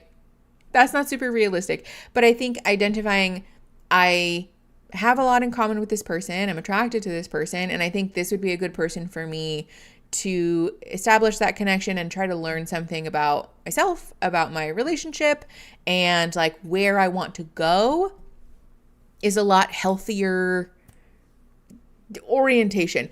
That said, don't love the show still. This show as a concept is still shitty. And, you know, been monogamous, been poly, was poly with my partner when we first started dating. Now we're monogamous. Whatever we do together as a team. That's very nice. Me using Myra Mabby as a jumping off point to explain polyamory to kids. What's that? In my head, I'm replacing all the music with Iris by Goo Goo Dolls. I don't know why that's so funny to me. Corey Cat. Oh, that's hilarious. Hold on. There's just lots of triangle gifs in the chat on Discord.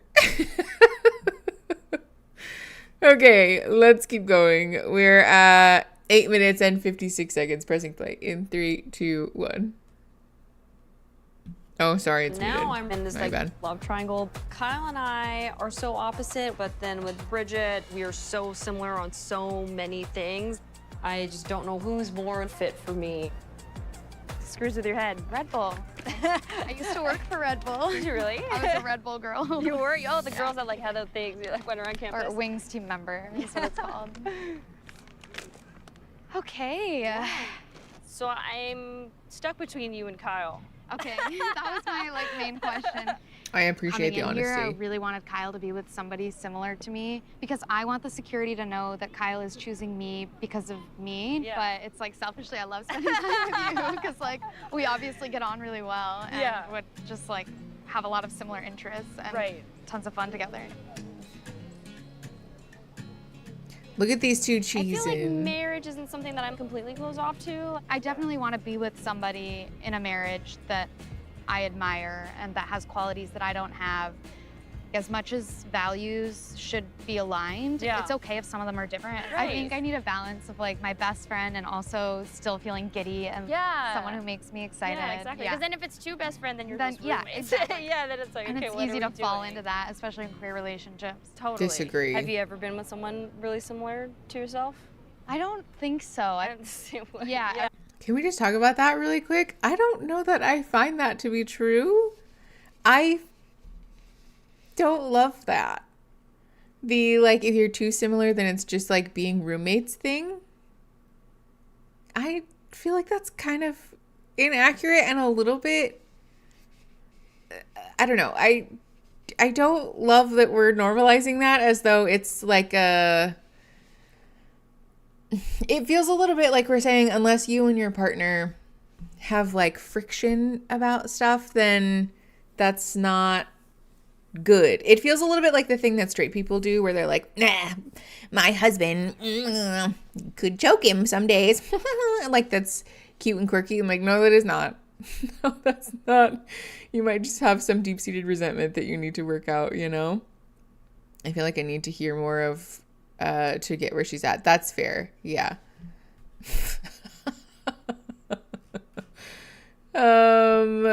People can be similar to each other and definitely not just be roommates. But also, this feels like the thing where we separate relationships from platonic love, right? Like, Aaron and I are besties, unironically best friends.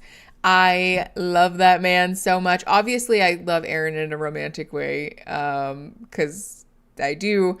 But also, he's just genuinely my best friend that I want to gossip with and have, I don't know, silly goofy time. You know, like, it is possible to have both regardless of your relationship orientation, you know? That's why I rarely take relationship advice from straight people. Okay, there are plenty of straight people who have healthy relationships, but fair enough. Oh, hi, Pumpkin. Not me, just talking about us being besties. I sent you a reel about that, by the way. Go watch it. It's really funny. Someone can be hot and be a good friend. Perish the thought. I know. Listen, I made the thumbnail at the last second and I was like, shove it in there. I hate the face that I'm making in that thumbnail, but it's fine. Hold on. Let me see if I can find it. Give me a hot sec. I don't know if I'm logged into Instagram on this computer. I don't think I am. Let me see. Oh, I might be. All right, hold on. Let me see. It's taking forever to load. I remember the deciding factor in breaking up with my ex was my mom being like, no, you should give him another chance. Because I was like, girl, have you seen the man that you're still married to? Oh my God. Okay, that's kind of true though. All right, where are my DMs in this app? Okay.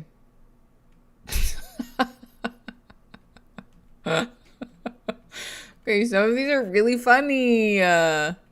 I send Aaron a lot of funny reels, so you're welcome.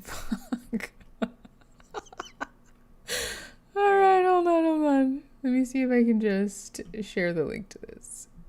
I just want to copy the link, though. I'm so bad at using fucking Instagram. Copy link. Okay, here. I'm putting it in the YouTube chat and also putting it in the Discord chat. It's so funny. Me Googling over their own messages. Okay, but it's true though. I am funny. I am. Hold on. Let me send you guys. I'll show you another one that I sent Aaron because it's hilarious. This one is so funny. And if you're neurodivergent in any capacity, then you'll get it. The girls that get it, get it. The whole year just roommates devalues queer platonic relationships for us. Oh, yes. Okay, Nat, that is such a good point. Thank you. For us aspec people, and I'm so tired of that, non-romantic or sexual relationships aren't lesser than romantic or sexual ones. Yes. Please speak on it, because that's a good point, and I didn't even think about that, but you're right. The attitude that not having some sexual relationship or sexual intimacy means that you're not in like a real relationship fucking sucks, and is also not true. I feel like being friends with people that you date is healthy as fuck. Yes, because that's true. I feel like oh, I already read that. Sorry. This is our house for sure. Yes. For those of you that didn't watch it or can't watch it, the reel that we're joking about is this. It's just like a little sound. I think it's taken from like an old cartoon or something. Where it's just these people doing like a little cult ritual. And so they're making these little like ba ba ba ba da da ba ba noises, and the caption on it is like me and my partner like mimicking each other's vocal stems, sounding like we're in a cult. And that's our house for sure. Aaron and I would just walk around mimicking each other's little noises without really thinking about it. And out of context, it is so weird, probably, but I think it's funny. Also, isn't that a thing? Actually, I feel like somebody was telling me this, that when you start to mimic the little vocal things that your friends do, that your family or your loved ones do, your partner does, it's a sign of connection there, because your brain is sort of accidentally absorbing their little sayings and things. It means that you like them. We just look like one. Yeah, because we aren't a cult. We just look like one. Just me and Aaron. Yes. My D&D party is like that. I added echolalia to our D&D bingo. Oh my god. I love memeing with my love. Me too. It's funny. I get resentful when people copy my mannerisms. Really? Oh, boom. I feel so deeply honored when it happens. Okay, we're like 5 fucking minutes into this episode. We gotta keep going. We gotta cut it. Let's just keep going. We're at 10 minutes and 22 seconds. Pressing play in 3, 2, 1. Everyone I've been with has been slightly more neurotic than I am, and like a little bit more routine. I've been told like my head can be like stuck in the clouds, that I'm like curious of like, well, what is it like to be with someone who's just like me? So I go back and forth too. I totally understand. You might like it. More like looking in a mirror and trying to see my own struggles. Yeah. I feel like that's my personality, like to just like fully dive in and to see if I can have an emotionally deep connection with someone else and then almost forget everything. Do you feel like that's a possibility? I'm not closed off to it. Okay. I think the choice to be with somebody is someone who would be a fantastic... Pause. The choice to be with somebody who's similar to you or different than you is not a question of, do I want to be with a roommate or do I want to be with a romantic partner? It's simply just that. Do I want to be with someone who's similar to me or not? Oh, bye, Danny. Thanks for coming. My favorite is setting off either of my parents. Hold on. Either of my parents' echolalia. I'm the first diagnosed in my neurospicy. It's hilarious. One of my partners and my favorite vocal stems is I can smell you. What? That's so cursed, Danny. Okay, anyway, sorry. Let's keep going. 11 minutes and 3 seconds. Pressing play In 3, 2, 1.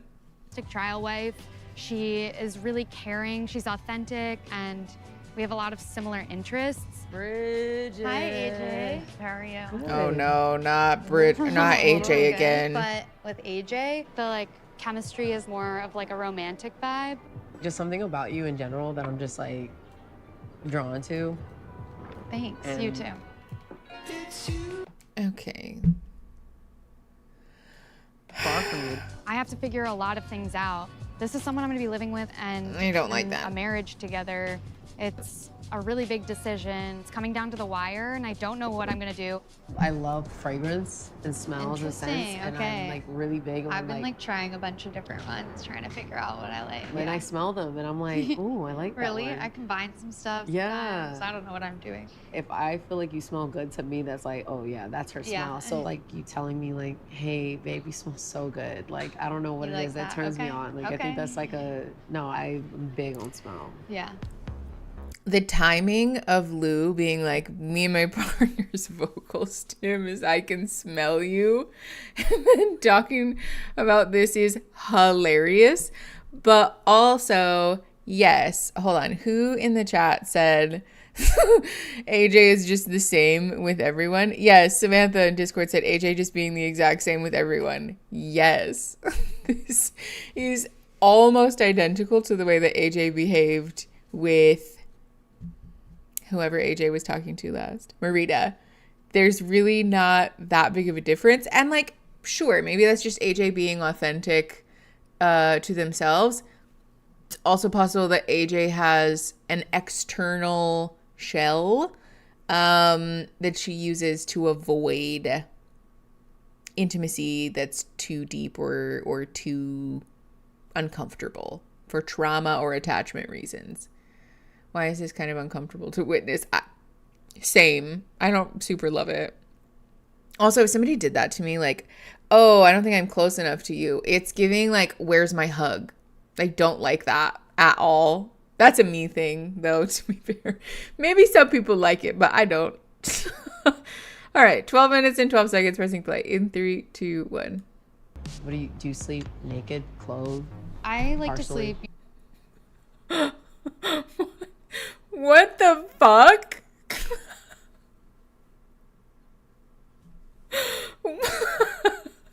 What happened to hello, how are you? Good morning. Nice to see you. I'm so confused. AJ said, what kind of underwear do you have on?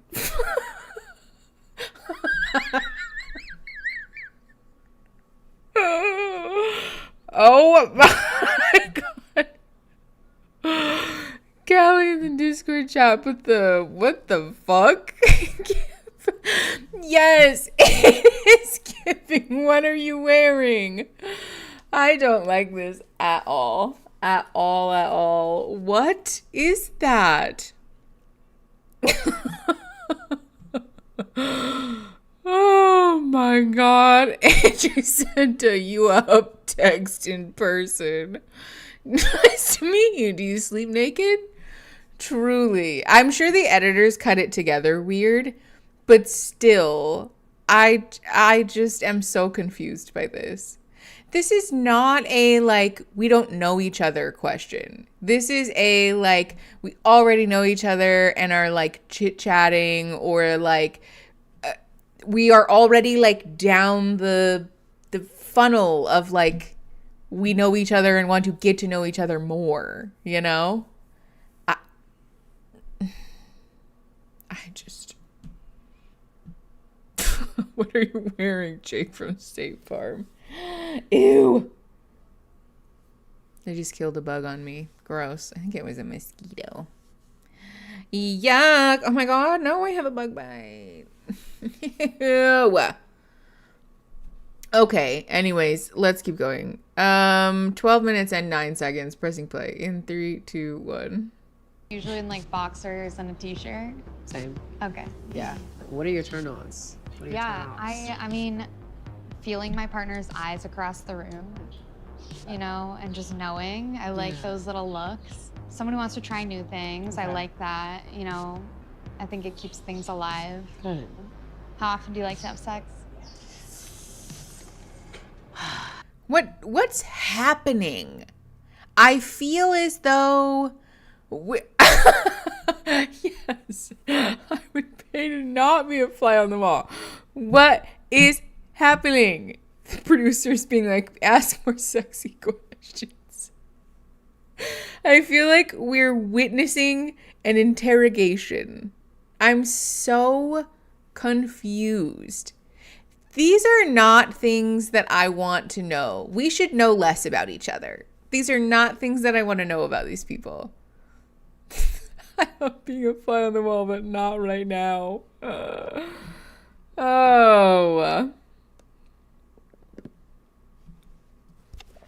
This is like probably not their first date, but it's not an early date. I mean, like what? Probably second or third? Oh, what's happening? Okay, 12 minutes and 40 seconds. Pressing play in 3, 2, 1.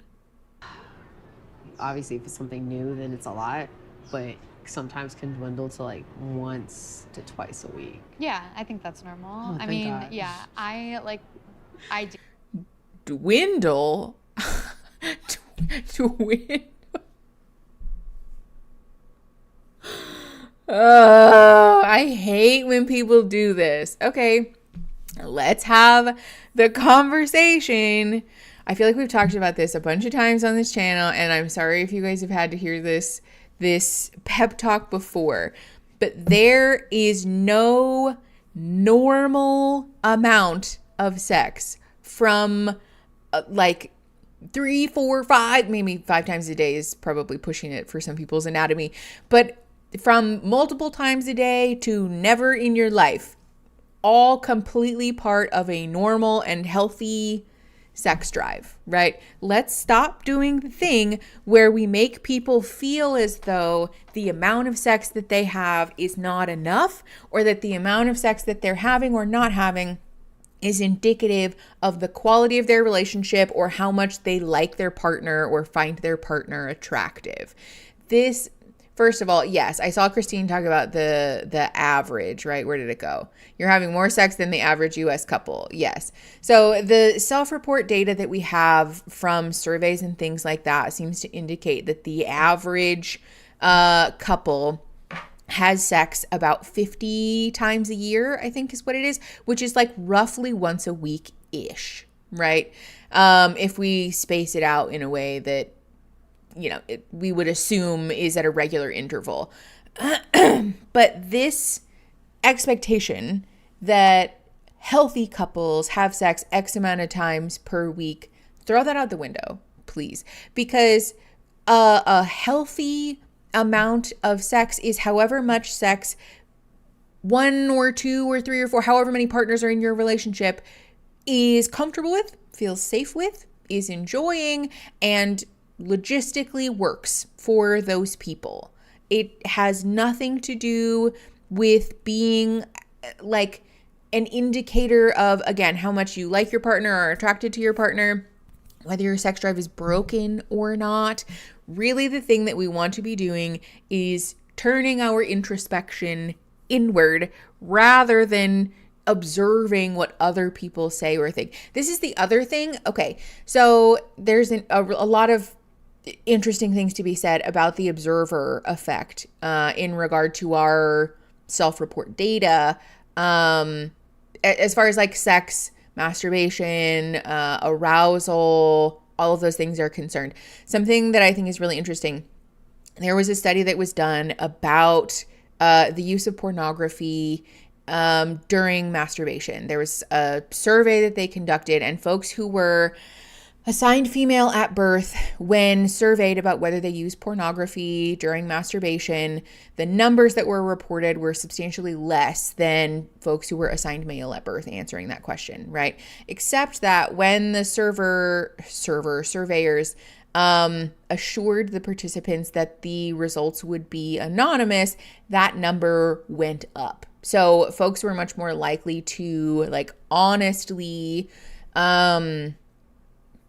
share how often they were using pornography, including erotica, like stories, whatever. That folks were a lot more likely to report a higher usage of pornography during masturbation when they were assured that the results would be anonymous, as opposed to when there was a sort of question mark about whether or not folks would be able to see the name attached to the survey responses, right? This has been cited a lot when assessing the impact of potential or perceived judgment on our sexual activity. And so when people say, oh, you know, it can dwindle to once or twice a week, the question that I have is whether or not that response is coming out that way because there is a fear of judgment or a fear of being seen as like a dead bedroom, right?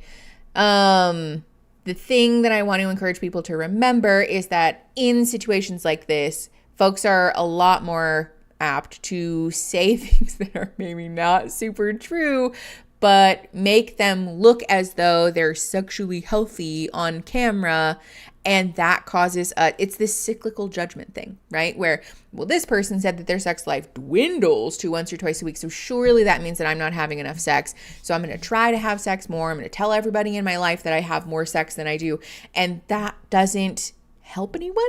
That's not healthy. That's not useful.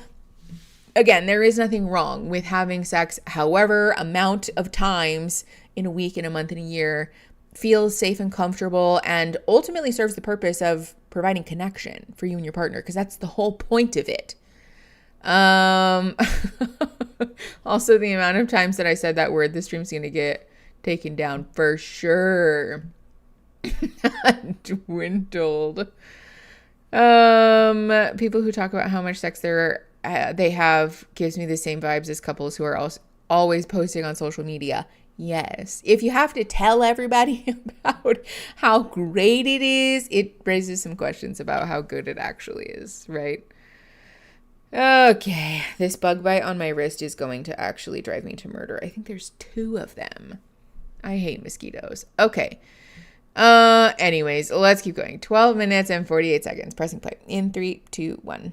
Ideally, every day would be great, but like I'm totally happy with like Bridget, less. every day? Oh my God. Wow. It's important to be able to talk around sex and not feel awkward or like shy about it, which I definitely didn't grow up that way. Like my parents did not talk to me about that stuff. I don't know about yours. My parents definitely did. My mom was that type of person that she'll ask you some weird, hard questions. Oh boy. Yeah, like, hey, when you eat my daughter's pussy, does she enjoy it?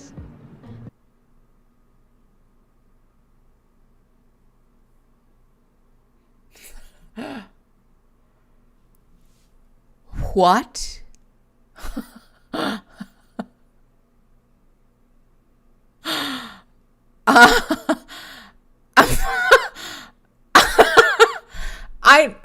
I'm actually speechless. No. Okay. It's one thing to be comfortable having conversations with your children about sex and intimacy. It's important, actually, to talk to kids about sex and intimacy in a fact-based educational way so as to provide them with the information that can promote their safety, right? And also not make them ashamed of their bodies or of their sexuality, again, regardless of where they fall on that spectrum. This is not that, though. I am choosing to believe that we made this up. I have to believe that AJ made this up because I wouldn't even, like, I would actually scold, like, I would have a serious sit-down conversation with my best friend if she asked any of my partners that question point blank to their face. I'd be like, what the fuck? It's none of your business. Why don't you fucking mind your own? Like let alone my mother. I think I'd actually like fold in on myself. I would implode and sink into the earth if either of my parents ever asked anything even close to that question. This is not appropriate. This is a level of boundary crossing that is bordering incest, in my opinion. We do not need to have this level of comfortability with our children about their sexuality. And let me be clear. It's one thing, again, to have the comfortability to speak frankly with your kids, right? If your child calls you and is like, hey, so question, is this normal, right? Or like, I had sex the other day and this thing happened. Has this ever happened to you, right? That's very different than to say, like, are you good at eating pussy? Who's asking these questions? I just want to talk. I just want to talk. Yes, this is the difference between speaking frankly versus having no boundaries. We should know less about each other. We should know less about each other.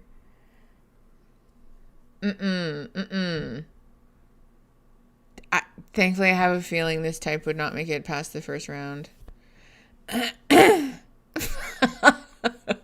No, that's true, Allie. But I mean, I just want to talk with AJ's mom and be like, so what is that? What is that? And have we gone to therapy about it? Maybe. I would actually implode on myself like a star. I can't. Look at Bridget's face. Being like, this is not real. This can't be happening.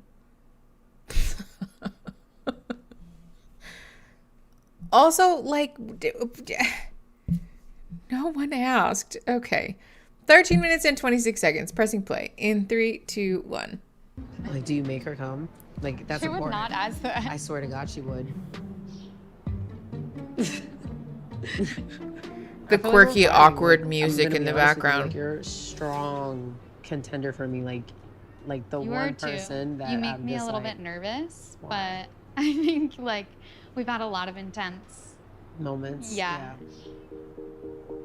You were issued the ultimatum. Mm-hmm. Do you feel like you could get to a place through this experience that would make you ready to get married? I think with the right person. I've been making like a lot of great bonds here, including especially you. No, I hate when people say that. Like, oh, if it was the right person, I would. So it's your partner then, which begs the question, why are we together? If you know that your partner is not going to be somebody who can satisfy you long term, then break up. Yeah. I gave AJ an ultimatum because I'm so sure of what I want out of this life. And Mel's the type of person that makes me feel like she understands my value and my worth, especially because she is an entrepreneur and she understands how demanding our career is. That's where I do have a few issues with my ex. Marriage is scary.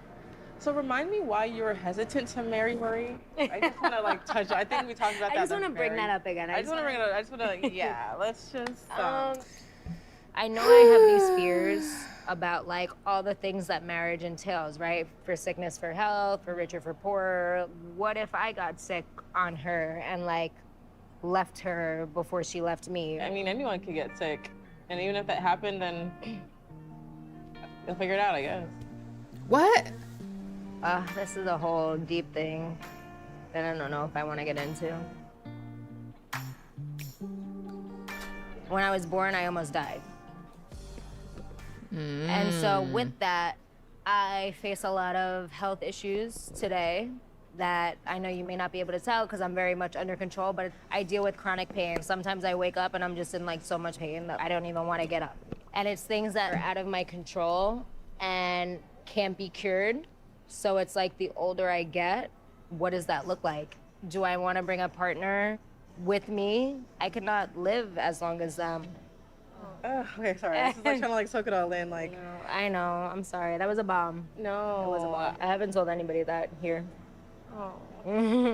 I Well, I feel honored that you felt comfortable to share that with me, and I feel like that helps put things in perspective. But just know, like, you are worthy of love. You're worthy of marriage, and you shouldn't feel afraid to like make that ultimate commitment just because you feel like you'd have medical issues that can flare up. I feel like. Okay, couple of things. Yeah, the whiplash from my mom is going to ask you whether you make me come or not to I feel unworthy of marriage because of my chronic illness is a little jarring. Echelon is having a fit. Hold on. Echelon is very mad that she's not in the room. I'll be right back. Entertain yourselves for 2 seconds. Oh, there we go. No, I know. She's inconsolable. I know. Just let her in. Echelon! Come here. Okay, well, you got the wrong animals. Which one is it? Is it Liv? Well, never mind. Well, Echelon's scared now. Oh. All of the pets are upset. Echelon ran away because I think Olivia scared her. Hellfire, that's exactly the energy though. Okay. Yeah, Echelon the bodybuilder. Hi, Echelon. Hi, baby. Yeah. I really think, I was talking about this the other day.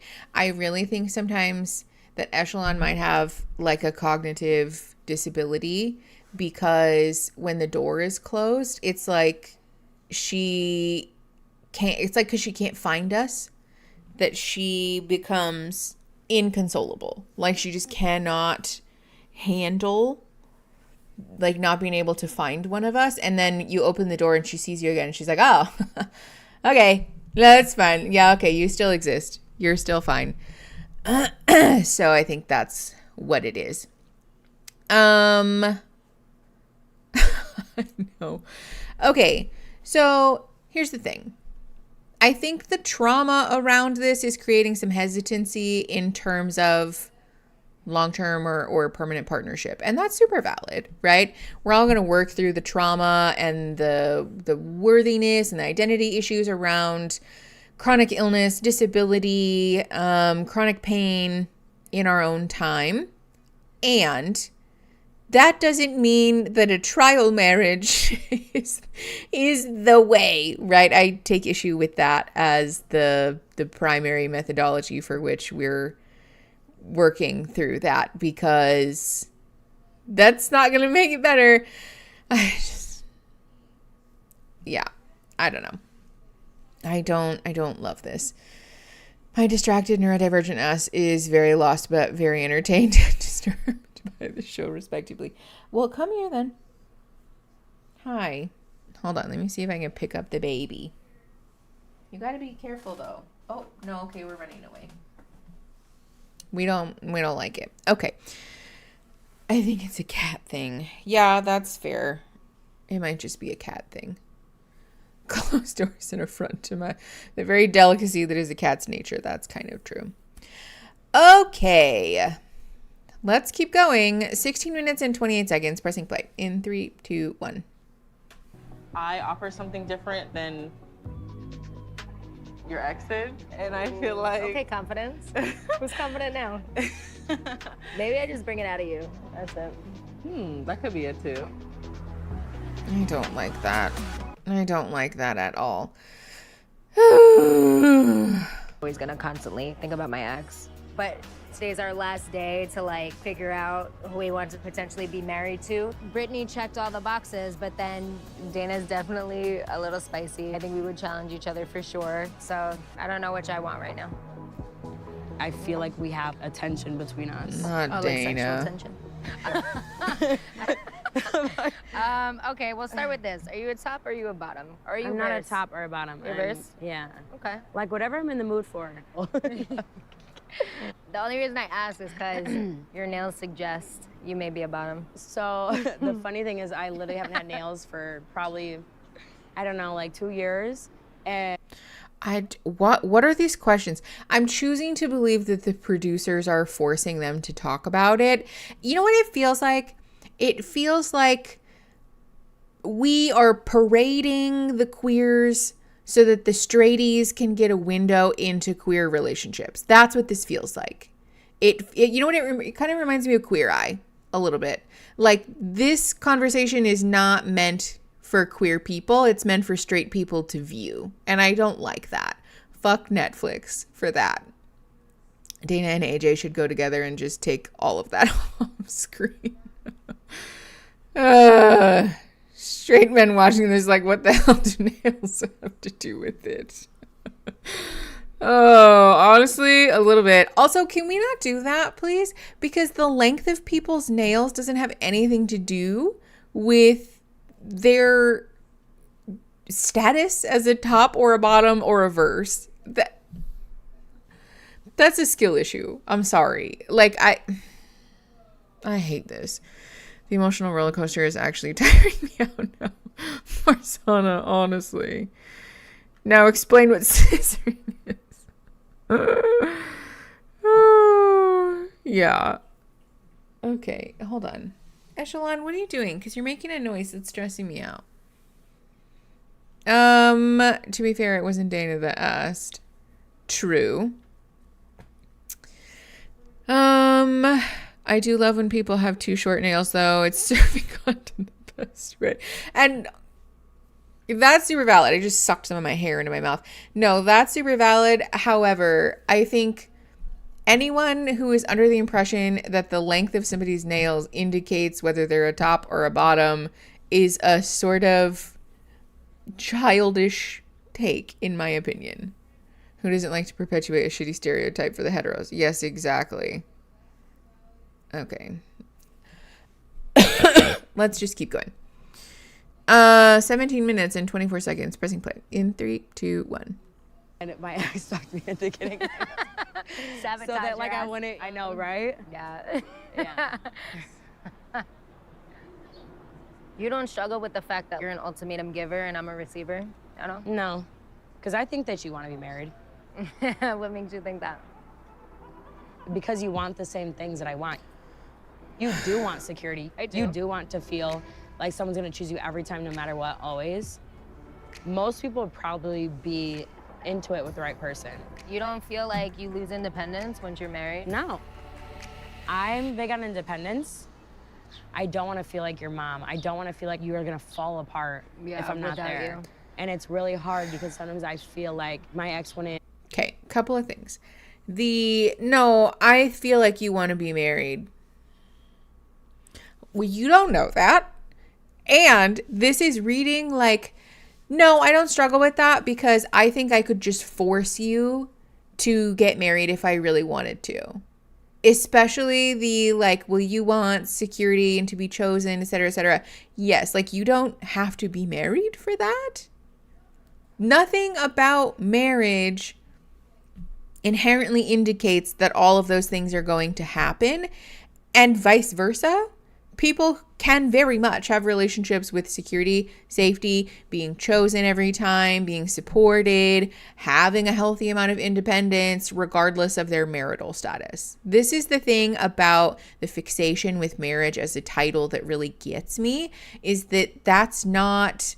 all the things that you're describing, that's not something that is a guarantee with marriage, nor is it like a non-negotiable, right? That's just not...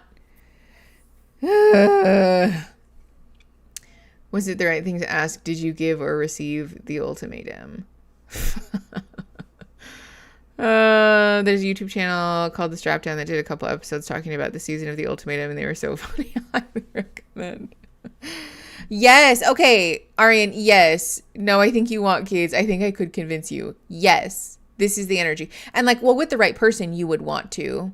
You're not them, so you don't know that. And that's also so hateful to say, you've known me for 15 seconds and I know that I'm a better fit for you, and so therefore you would say yes to the idea of marriage with me, as opposed to the partner that you've been with for years, and the whole reason that you're here is because you guys can't agree about whether to get married or not.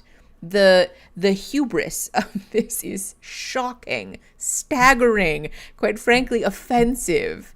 I know, don't tell me how I feel. Yes, exactly. For that reason alone, I strongly dislike Dana, but especially for all of the things that we just witnessed.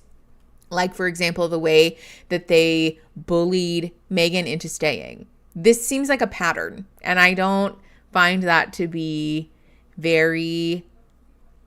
I find that to be a little bit worrying about their future behavior. Okay. 18 minutes, 19 seconds. Pressing play. In 3, 2, 1. Be okay without, like, me. You need to be selfish a little bit. I'm trying to. Like, that's what I'm trying to do. You need to think about you. That doesn't mean abandon your partner. You're just so far from my ex. I don't know. You're not learning anything from your ex. You're not I know, but that's the thing. You're right. You are going to really challenge me. And honestly, I don't get challenged a lot. Wonder why that is. We're gonna laugh a lot. We are gonna laugh a lot, and then we're gonna like wrestle. That's not good. The normalization of like, oh, we're gonna fight, and so that means that we're learning things from each other. No, it doesn't. No, it doesn't. I'm really nervous dating as a single woman again. I feel very resistant to the process. Dana seems more open to this process than me. I wanted to leave, but she was encouraging me to just give it a chance. Encouraging I have my me. walls up. I'm just waiting for something to open me up.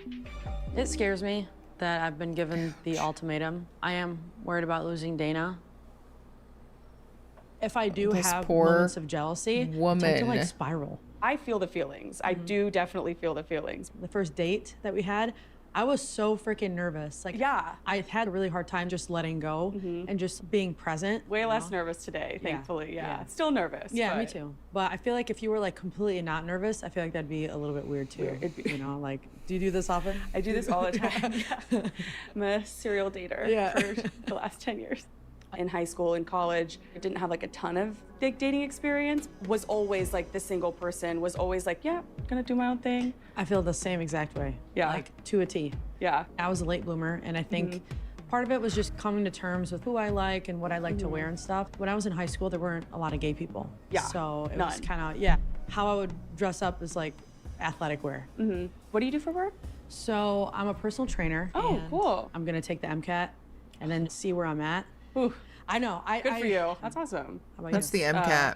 I work as a food scientist. So I do food product development. I've done a lot of protein bars. So yeah, I go to grocery stores and I'm like, I made that. Wow. It's really cool. Yeah. That is freaking sweet. I really like it. Two of the What an interesting nerd job. things that I needed to bring with me as I was packing my bag. I need my food scale and I need my meat thermometer. Damn. I think the majority of my life I'm very go with the flow, but there are some things that I'm just like, I want done a certain way. I'm like the same way. Okay. Big question. Do you want kids? So I do want kids. See, these are For me, normal I think questions at to least 2. ask. Yeah. What do How you about you? do? I feel like we have found a What difference. about kids? Oh, I do not want kids. Ooh. The thought of birthing a child is so scary to me. I'm already like an anxious, like nervous person that I'm like, I couldn't imagine if I had 9 months to think about Damn. the fact that I was gonna have to I'll do it. have a kid. Well, okay, that's what I was going to say. That's not the same, though. Not wanting kids and not wanting to give birth are very different, right? I think not wanting to give birth is super valid, probably a fairly common anxiety. But the question was, do you want to have children? Like, do you want kids in your life? Do you want to be a parent? Birthing children is different because there are plenty of ways to be a parent that don't involve birth. And so that didn't really answer the question, did it? Well, I mean, yeah, there are plenty of conversations about whether another partner births the children, about whether we hire a surrogate, have a friend or family member carry the child, about foster care, adoption. I know that that is a hot topic. Don't start. There are plenty of very nuanced conversations to be had about that. And also the reality is that plenty of people do in fact become parents through adoption. And so it's worth discussing as a potential. And again, all of that doesn't answer the question about whether or not this person wants to have children or be a parent rather. And so that's kind of frustrating. I'm a great auntie. Cute. With WLW relationships, it's complicated and a big commitment either way, so I can see bringing it up early. Yes, yeah, I think it's a super valid question, especially in this situation where we're discussing the concept of marriage, right? And again, I find this to be a much more productive conversation than do you sleep naked? That's not helpful. That's not helpful at all, because these are big issues, right? Like from the jump, do you want to get married? Do you want to have kids? If both of those things are like something we don't agree on, then just like cut it. We can be done now, you know? Kristen the Mums, hi. Thanks for coming. Glad you like the videos. You don't want to know who tops. I know, Samantha, what a useless conversation is, because we don't know who's a top or a bottom or verse. Useless. Okay, 21 minutes and 20 seconds pressing play in 3, 2, 1. Yeah. That might sweeten the deal, to be honest. Like, that's one of my biggest concerns. By the way, this like exceeded my expectation by like a million. Totally. I'm having so much fun. Me too. Yeah. I think I could help you with a lot of things, and I Yeah. think you can help me with a lot of things. Definitely. One thing that matters a lot to me is that my partner and I have a very united front. Even if I think you're a little bit wrong, you're always gonna have me on your side. I love that. Amen. Yeah, I think that's super fair. But it's true. That's cute. I'm glad to see Megan having a nice time with somebody who isn't bullying her. The bar is so low. So low. Tonight for the cocktail party. Wear these all day. I feel like I'm wearing slippers. Okay, with the music.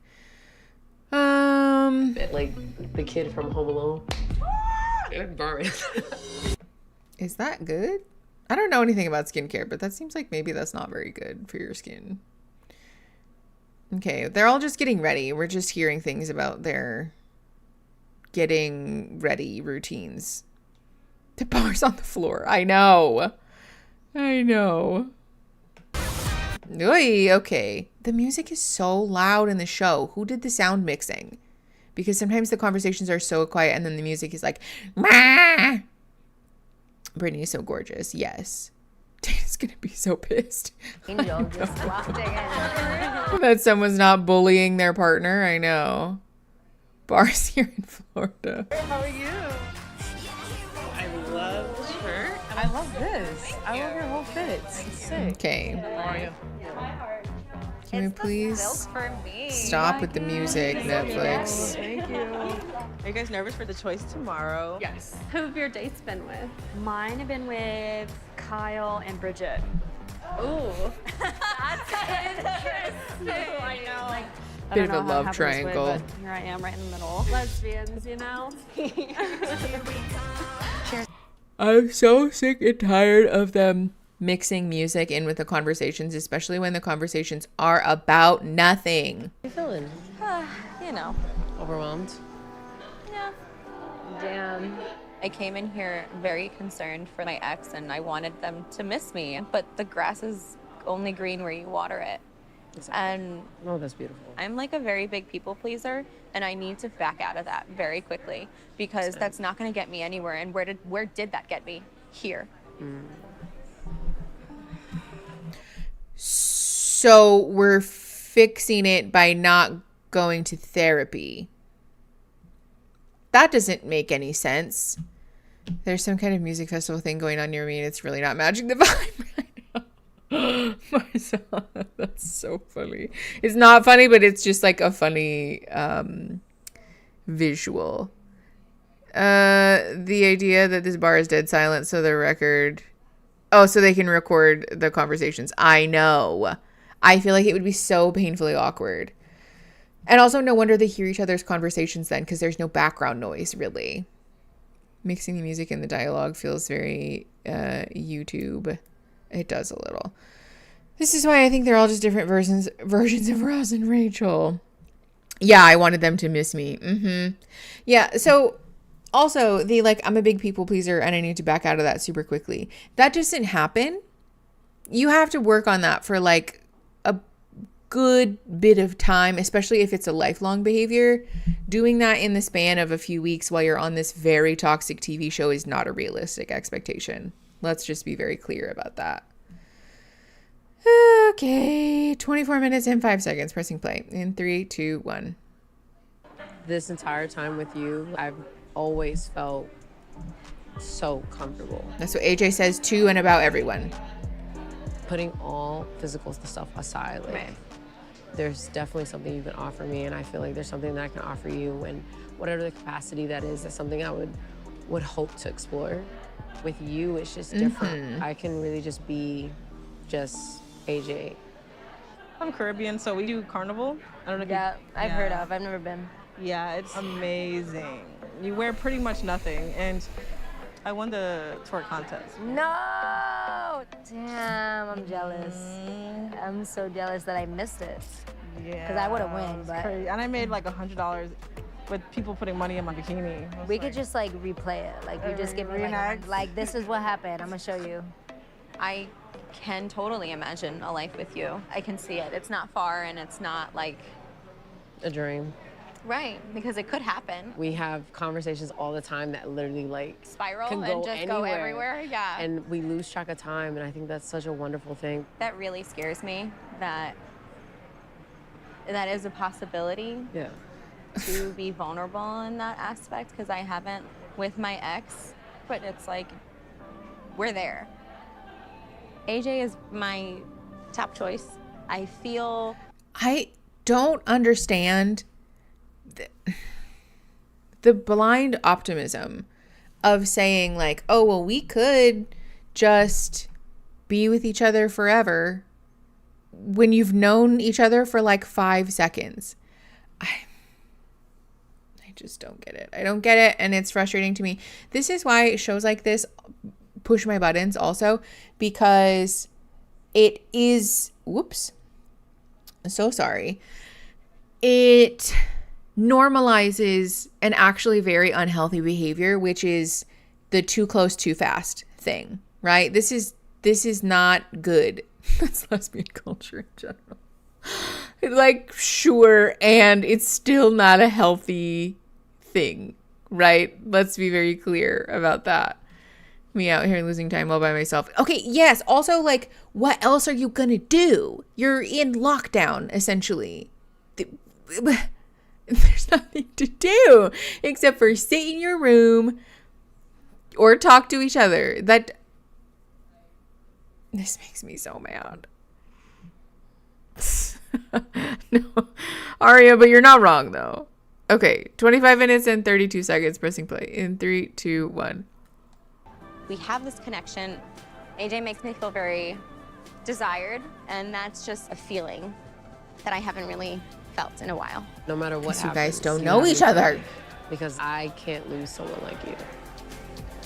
Are there any other conversations what does that mean to have tonight with anybody else?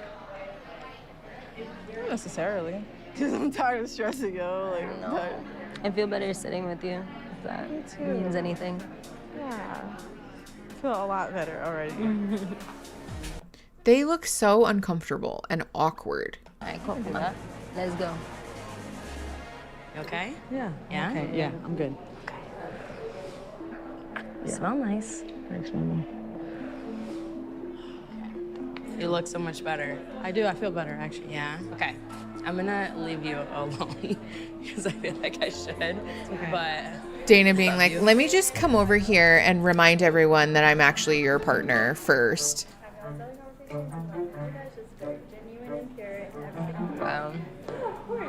Let's talk real quick. Come. I feel like Dana has the classic, I want to be polyamorous, but you can't problem, right? The like, I want my independence, except that you belong to me, so you can't have any independence though, which is one of the most toxic dynamics to find yourself in. If you're, especially like if you are somebody who is dipping your toes into polyamory or ethical non-monogamy and you meet somebody like this, run away. Run so far away. If somebody has a partner that isn't allowed to be polyamorous, but they are, no. No. That's not somebody that you want to be with. There are some really big red flags, some trauma things, some attachment issues that need to be worked through, and you're going to end yourself up in the middle of this shitstorm of a dynamic that you don't need to be implicated in. This is fucked up. Oh, yeah, so many red flags. Dana's rules for me, but not for thee. Or rules for thee, but not for me. Embodied. Yes, 100%. Okay, 26 minutes and 42 seconds. Pressing play. In 3, 2, 1. Come. Let's just start with it. We've been here for a few hours. How can you not talk to me? When we're in these settings, you definitely behave differently than when we're alone. You act like you don't know me. I've been wanting to talk to you. It's just, I want to believe you, but they're not even together, right? These two people aren't. Dana's original partner was Megan, because Megan was the one that she bullied into staying, yes? Unless I'm misremembering, but I feel like that was the issue. But regardless, no, she's not talking to Megan. This is Mel. Yes? Okay, I am correct. Okay, thank you. Because Megan is the one that has the shaves. Megan's hair is usually in a bun, and Megan has like a shaved, like the undercut thing. Okay, yes. I think she's lashing out at Mel because she's mad at Megan. Yes, Christine, I think you're right. So she's being possessive about someone that she just met. And also about somebody that has absolutely no obligation to spend any time with her whatsoever. What is that? Okay, also I forgot that we needed to take a break. So we're going to finish this conversation and then we're going to take a bio break. Okay, we're at 26 minutes and 57 seconds. Pressing play. In 3, 2, 1. like I need to see you work for me. I still haven't seen it. And that freaks me out. I get it. I don't know if it's because of Brittany. I don't know what it is, but you pissed me off. I don't mean it. I really don't. I apologize. I don't know. I feel like whenever I see you with Brittany, it really seems like you guys are like very into it. Seeing you guys together makes me think that it's more than you lead on. You give me like trust issues, and like I don't know what to do with it. This isn't intentional. I feel like you're playing games. No, it's not. How do I know that though? That's just something that you need to decide for yourself. I'm here now and I'm telling you what it is.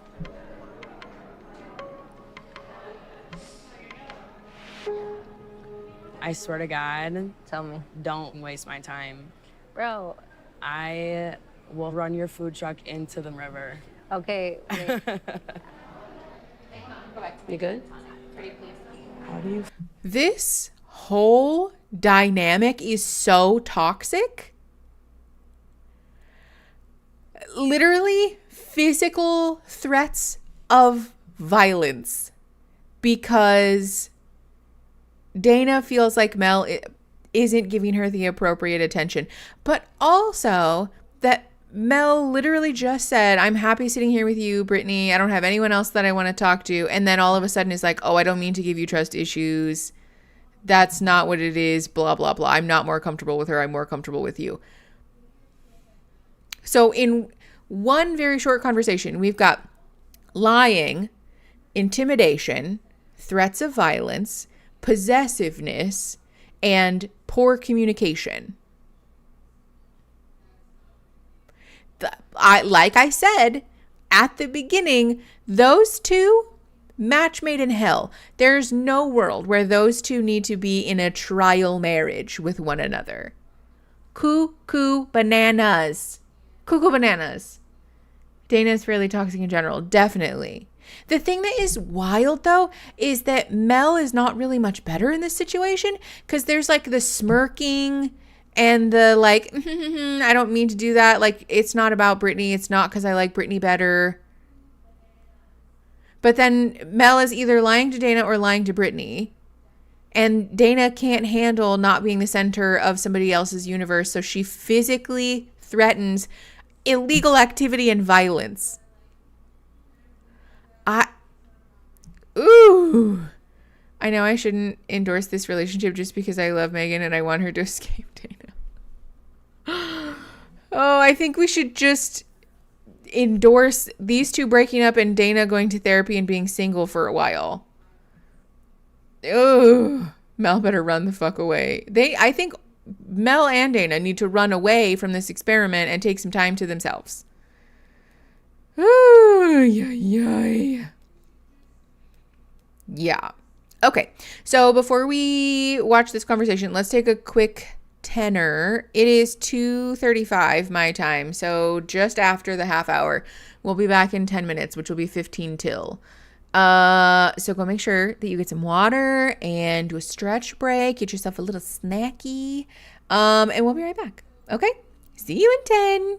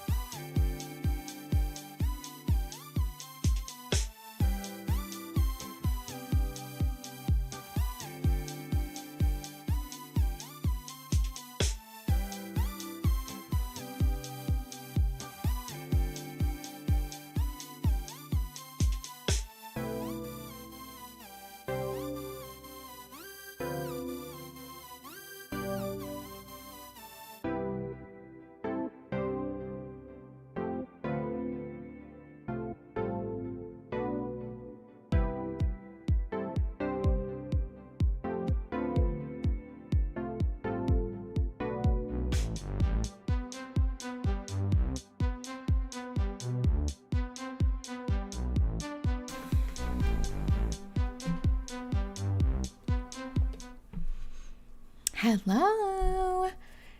Joseph, you little sneak. Thank you very much for the memberships. You're very kind. Okay, sorry, I'm just out of breath from hobbling across my house. But Joe, thank you. Also, hi, nice to see you. Our friend Joseph.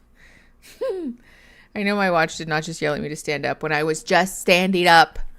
Did everybody get a drink and a snack? Did we do some stretching? I did. Also, look at there. Look at this little guy. fuck Target. We're still boycotting Target, by the way. But before I knew that we should be well, this was well before the Target boycott. I got this little guy. It's $3. It was so cute. And I filled it with a generic Aldi margarita. What is his name? I don't know. I'm not really sure. He's just kind of like a little guy. Are you considering the Kendra psychiatrist stuff? It's too much content for me alone. What's that? Done with work for the day, so I'm able to catch the second half of the stream. Ooh, yay! Joe, that's exciting. You're done early. Well, thanks for hanging out with us. You're so nice. The Kendra stuff's wild. I can't look away. What's that? I need to Google it or look that up. Why? I need to know what that is. I hate the way that everyone in Spirited Away just inhales the food. It creeps me out in some inexplicable way somehow. I mean, to be fair, the beginning of the movie is very much that, right? Like, it's meant to be disturbing, I feel. It wasn't a temporary boycott. I mean, I suppose it probably is for some folks, right? I don't want to police who shops where, when. Like, for example, in a rural place, you might not have very many options, or for financial reasons, folks might not have a lot of options. But for me, I'm done spending my money at Target. Not just because they're capitalist a-holes, and also because the very minute that they got the chance, they removed all of their DEI and inclusivity programs. But also because they are blatantly and openly fucking racist. Like, their business model is so fucked up, and they have a lot of problematic things happening as far as the surveillance in their stores also. So fuck Target for that reason.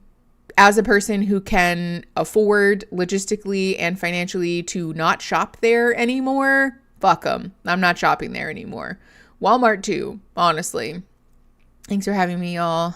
Oh, bye, Arizona Kaya. Thanks for coming.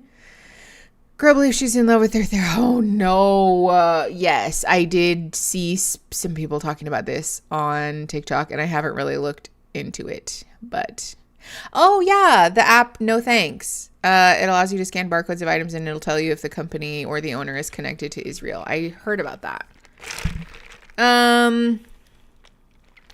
I worked for them over the holiday season once between jobs and had to watch an anti-union video as part of the training. See? Fuck Target. Fuck them. Okay. Target Pride 2025 collection be like, there's a rainbow on the back of the tag. Literally. Yes, their Pride collection has always been a little bit lackluster, but this year especially is like, just hide it in the corner and don't really put anything there. Been boycotting them ever since they closed a store. Hello? My suspicion is that message is half finished. I just remember their messaging on the LGBTQIA during Obama gave me the impression that they don't know shit about social well-being. And yeah. Slick and salacious. That's not inaccurate. That's for certain. Okay. Let's get back into this episode. Those are definitely concerning. I agree.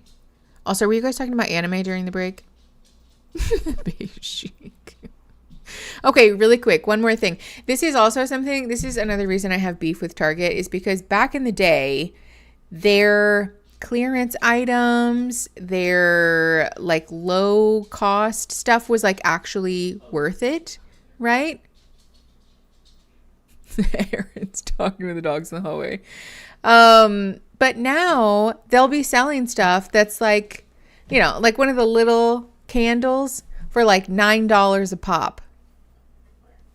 Where's the camera? Oh. Right there. You're in it. Hi, Pumpkin. Aaron says hi. Dog discussions. But no, they'll be selling those little things for like an insanely high price point when they're literally no different than they were before. They're actually probably less quality than they were before. and are more expensive somehow.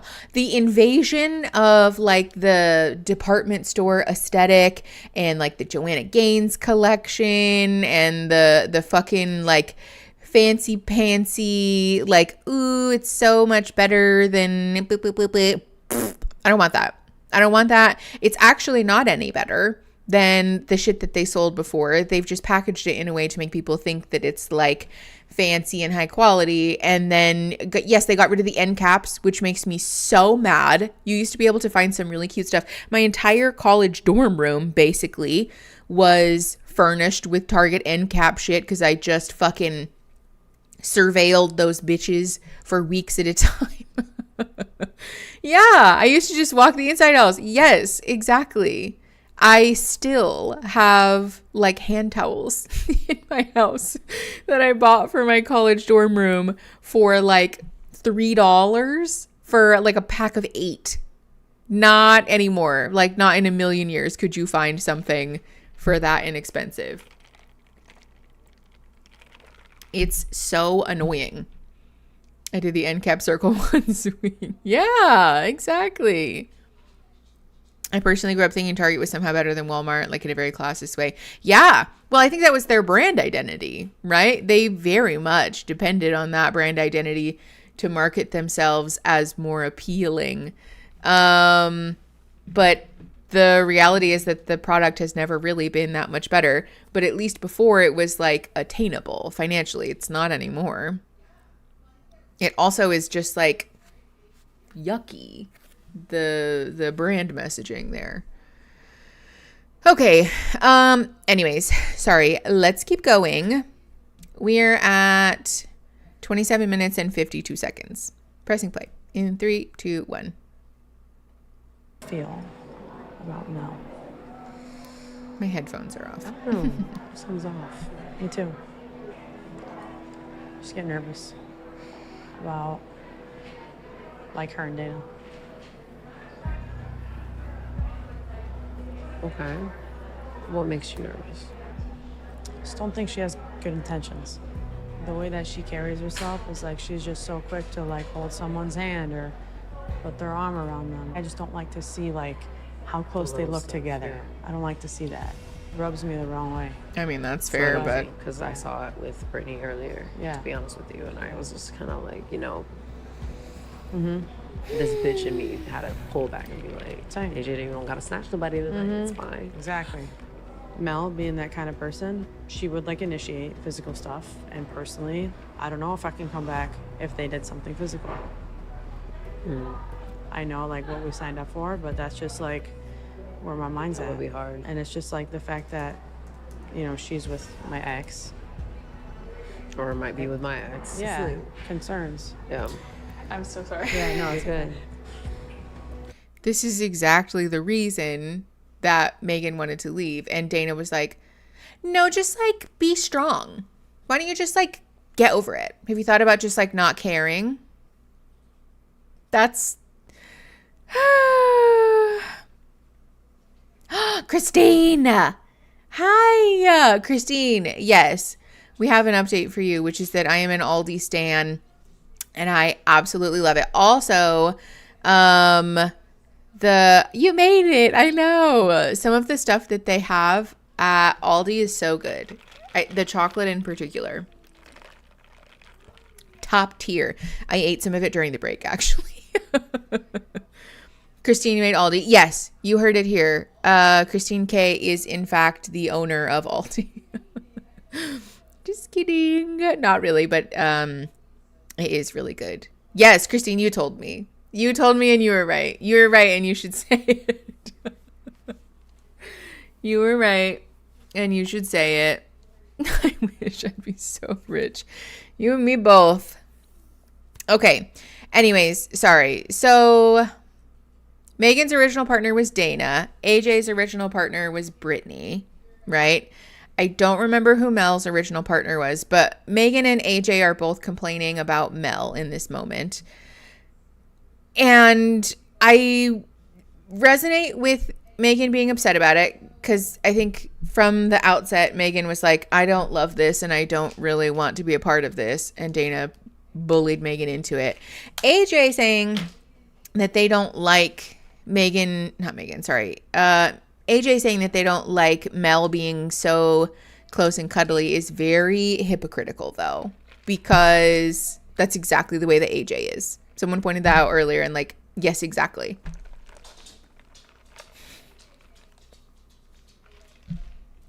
Don't forget to take your meds if you haven't. Oh, hi, Pup. How are you, baby? You got a booger in your eye. Come here. Let me see. Let me see the booger. Oh. Please tell me that you didn't just vomit. She's okay. I think Mel also forgot who her original partner is. Honestly, kinda. Hell yeah, Aldi. Yes. Was it just a burpee?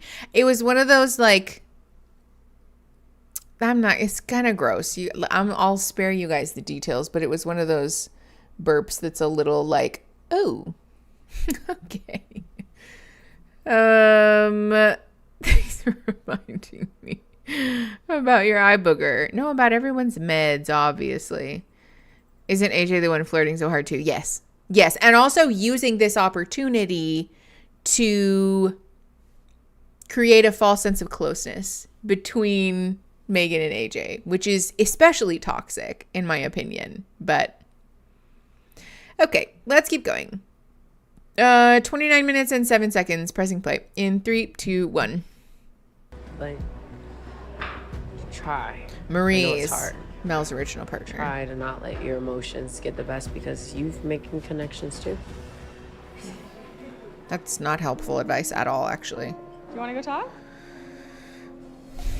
You smell really good. Thank you. It's Dana meltdown in 3, 2, 1. That I just don't wear it often. It's good. So tomorrow is the choice.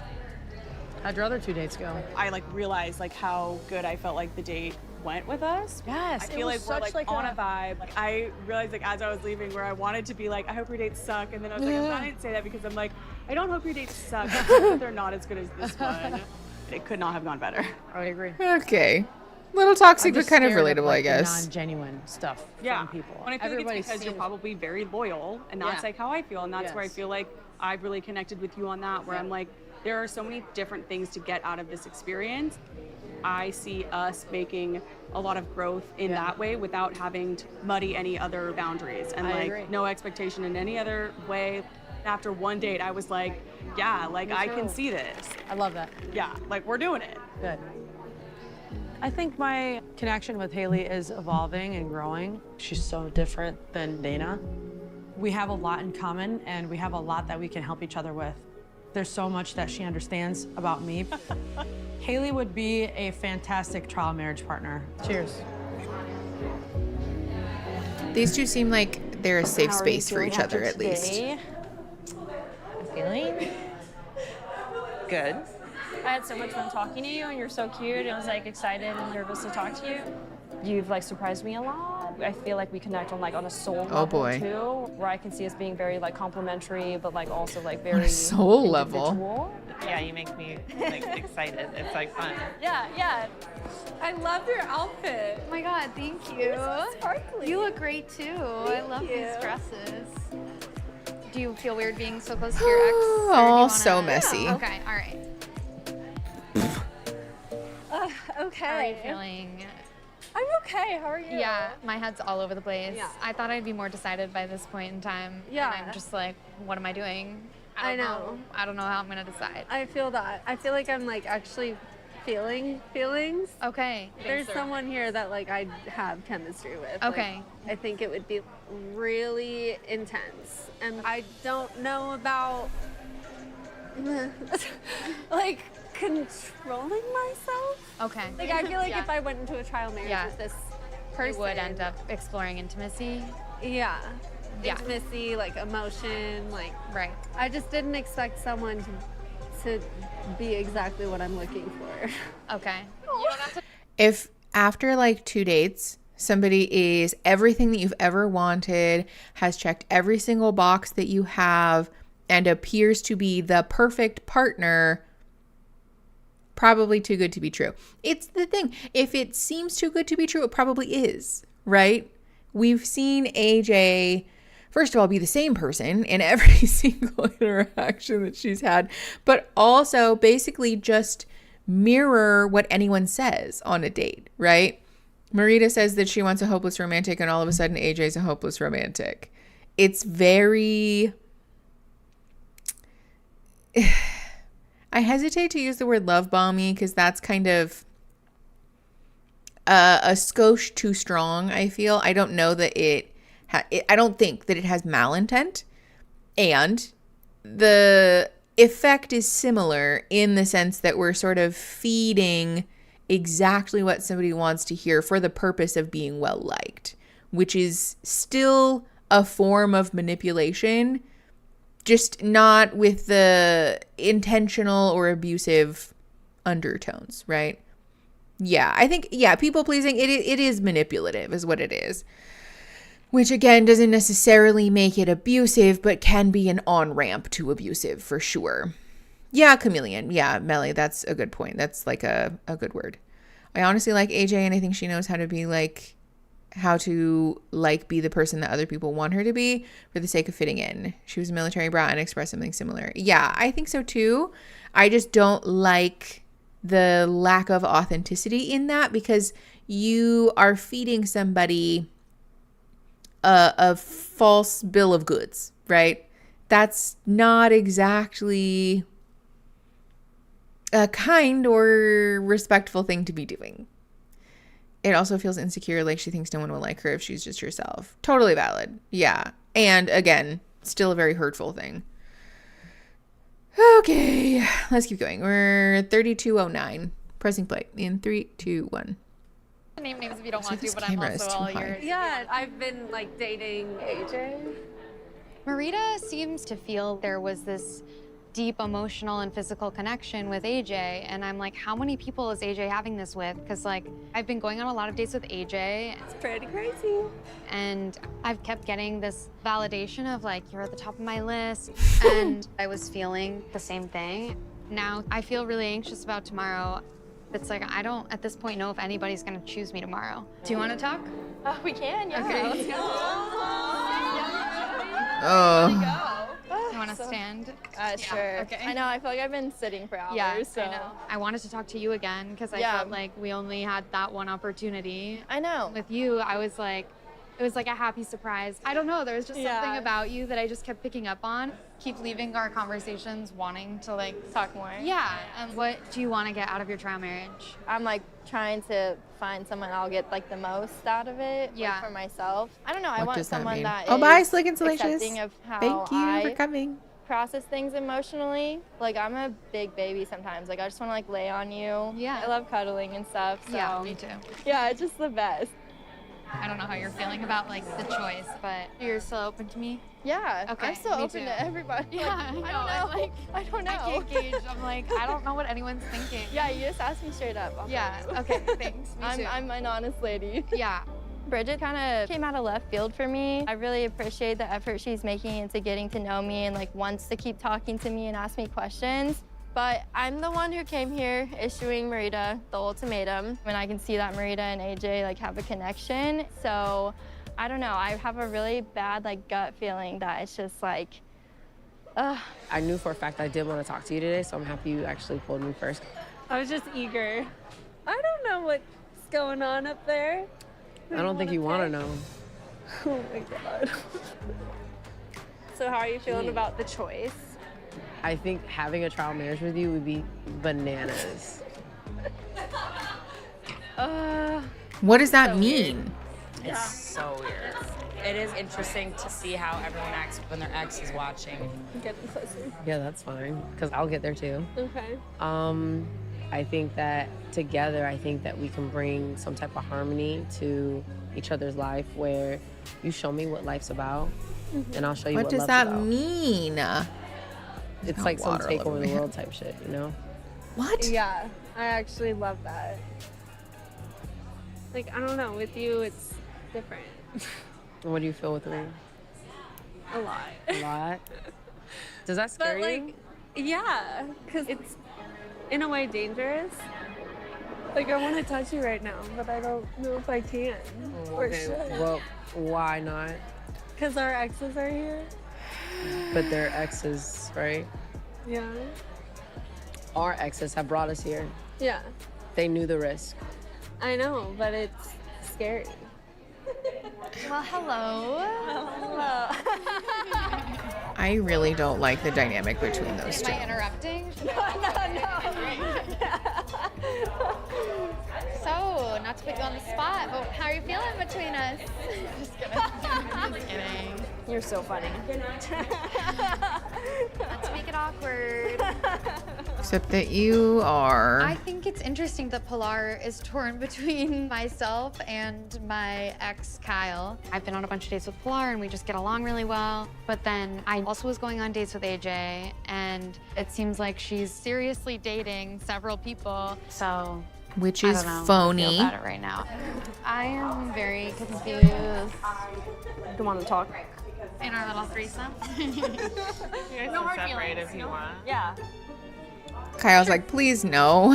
Bye, Kyle. Enjoy your alone time. Okay, that was a little rude. How are you feeling? I'm feeling weird. Yeah? What Yeah, happened? literally what's going on right over your shoulder makes me feel like I don't know what was a performance or what's real. So Yes. Did you know my finger's broken? No. Was your dates today with AJ and me? Yeah. Aww. Today, It's curved. Which the word? timeline of Yeah, this I show guess in is some wild. settings. You did tell me you're good at your fingers. Okay. I've been saying this since day K2. About the same person we're talking about? Yeah. That's now like 3 people I know of that have had like all of this intense chemistry with AJ. We would have too much fun. I feel like I would turn your world upside down. Yeah. No, I know. And that's scary. I mean, she literally told me my fear with you is that I would get real feelings, and that scares me.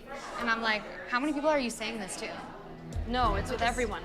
What are your intentions here? You're not here to do the work. You're just here to fuck around. Then, like, why are you here? Ugh, I feel like I wasted so much time.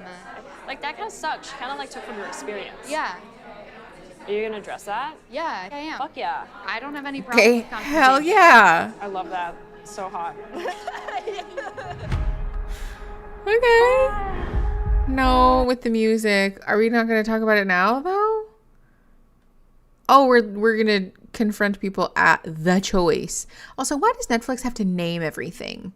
Can't it just be like... And thinking about 3 people in the #1 spot, I feel like I'm DMX. I can go down the list of women. I don't like that at all. No, thank you with the music. And I love this woman to death. But at the same time, her making this ultimatum towards me comes with risk. I'm digging everybody, to be honest with you. So I follow someone else. Yeah, I do think it's possible. Absolutely. I feel like a lot of this is just people discovering that polyamory is a valid choice. That, like, what polyamorous people say about being able to romantically love more than one person is in fact true, and people being mind blown by that. Okay. For me, is I've wanted Ashley to be that person, but it's just not in her nature. With AJ, when we're together, What does that it feels mean? like there's nobody else here. She's exactly what I'm looking for, so I'm really excited. Except I that am AJ's ready to what choose my happiness. a bunch of other people are looking for. There is Someone's so gonna get many rejected. love triangles. Brittany and Mel and Dana and AJ and Marie and Marita and then me. I'm in deep with Kyle and Bridget. They both have qualities in a wife that I want. Haley gave me an ultimatum after being together for 10 years, and there's so much on the line. This decision is the second most important decision aside from getting married. Oy, okay. I don't agree with that whatsoever. I don't agree with that whatsoever. Oh, good. I thought about you a lot. Did you have a good week? Yes. I'd be like, Wow, okay. Did I miss a lot? A little bit. You came here as 6 couples. One of you was ready to be married, and the other was not. You chose to accept an ultimatum, and you ended your previous relationships. Did you come here with the person that you'll spend the rest of your life with? Or is there someone else who may be a better fit? You're about to choose your new partner. Someone that you can build a relationship with. Someone that you can truly see yourself marrying. And tonight, if you choose I just someone don't like her. who also chooses you, you will move in together in a trial marriage. This is one of the biggest decisions that you will ever make. No, it's not. No, it's not. It's time to make the choice. The choice. AJ's like, oops. How was your week? Can I pass? No passing. It's been a somewhat rocky week for Gems, me. yeah, you're right. It's and the script. Has had a lot of ups and downs and a lot of uncertainty, and I still feel like a lot of uncertainty, and that's been obviously a little bit hard. It's been an emotional whirlwind week, hasn't it? Yeah. Okay, AJ, it's your turn. I feel like one of the people that I bonded with immediately was Bridget. Bridget, you are literally the grooviest person here. Like, the term that I used was the most feminine prince I've ever seen. I instantly caught fire with you from the first date. No matter where this goes, I feel like you have something to offer. I'm not here to be the authenticity police, but it was just a little bit frustrating to spend all this time and energy in our dates trying to put aside that manufactured confidence and put on chemistry. I just wish I could have gotten more of the real AJ.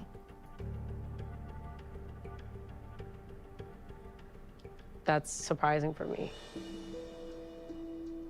I was growing frustrated, hearing from other people Oh, that no. you were having the same conversation, doing similar things in dates. Some of the things that you did to make it seem like there was a deeper connection were things you were doing with a lot of people. We all are compatible in some shape or form. And if I have actual form connections with others, that proves the process of this. It's not about you. No. Okay, couple of things. First of all, I think there are a lot more toxic ways that somebody could have gone about confrontation in this setting. So I appreciate that Bridget is not like, you're a fake ass bitch, you know? And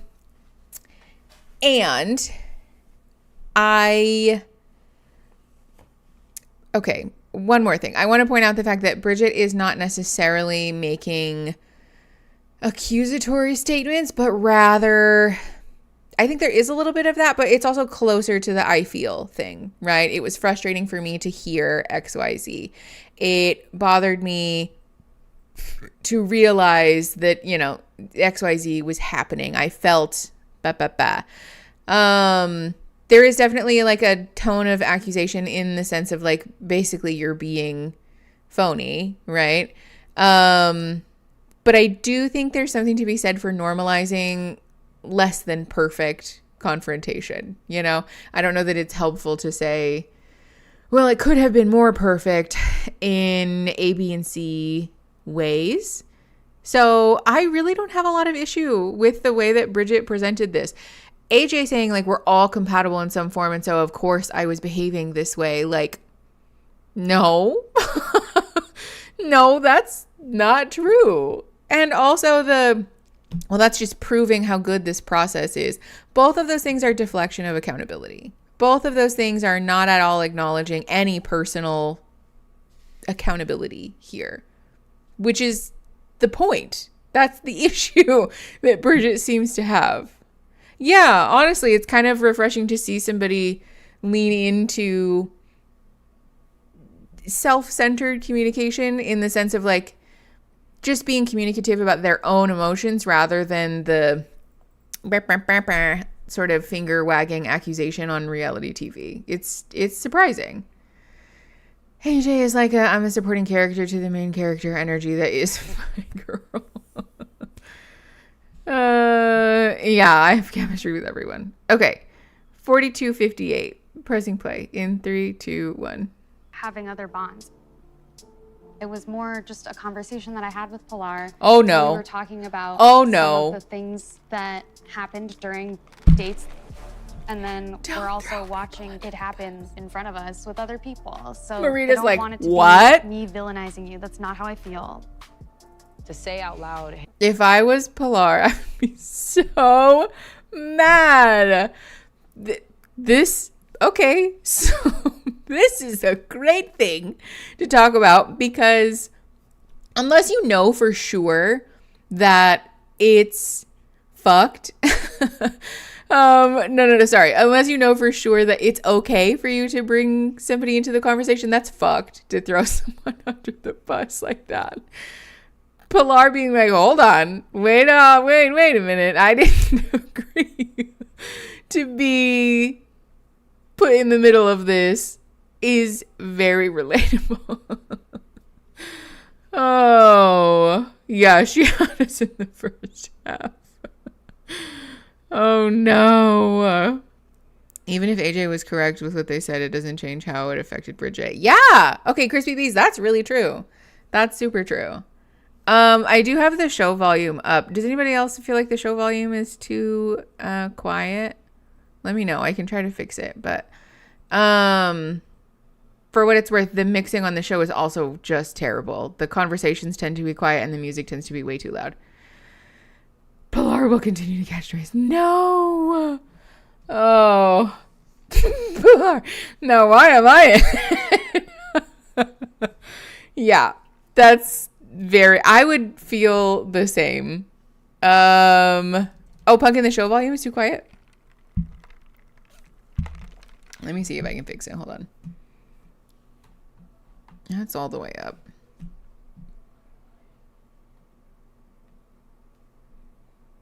Hold on. Let me rewind.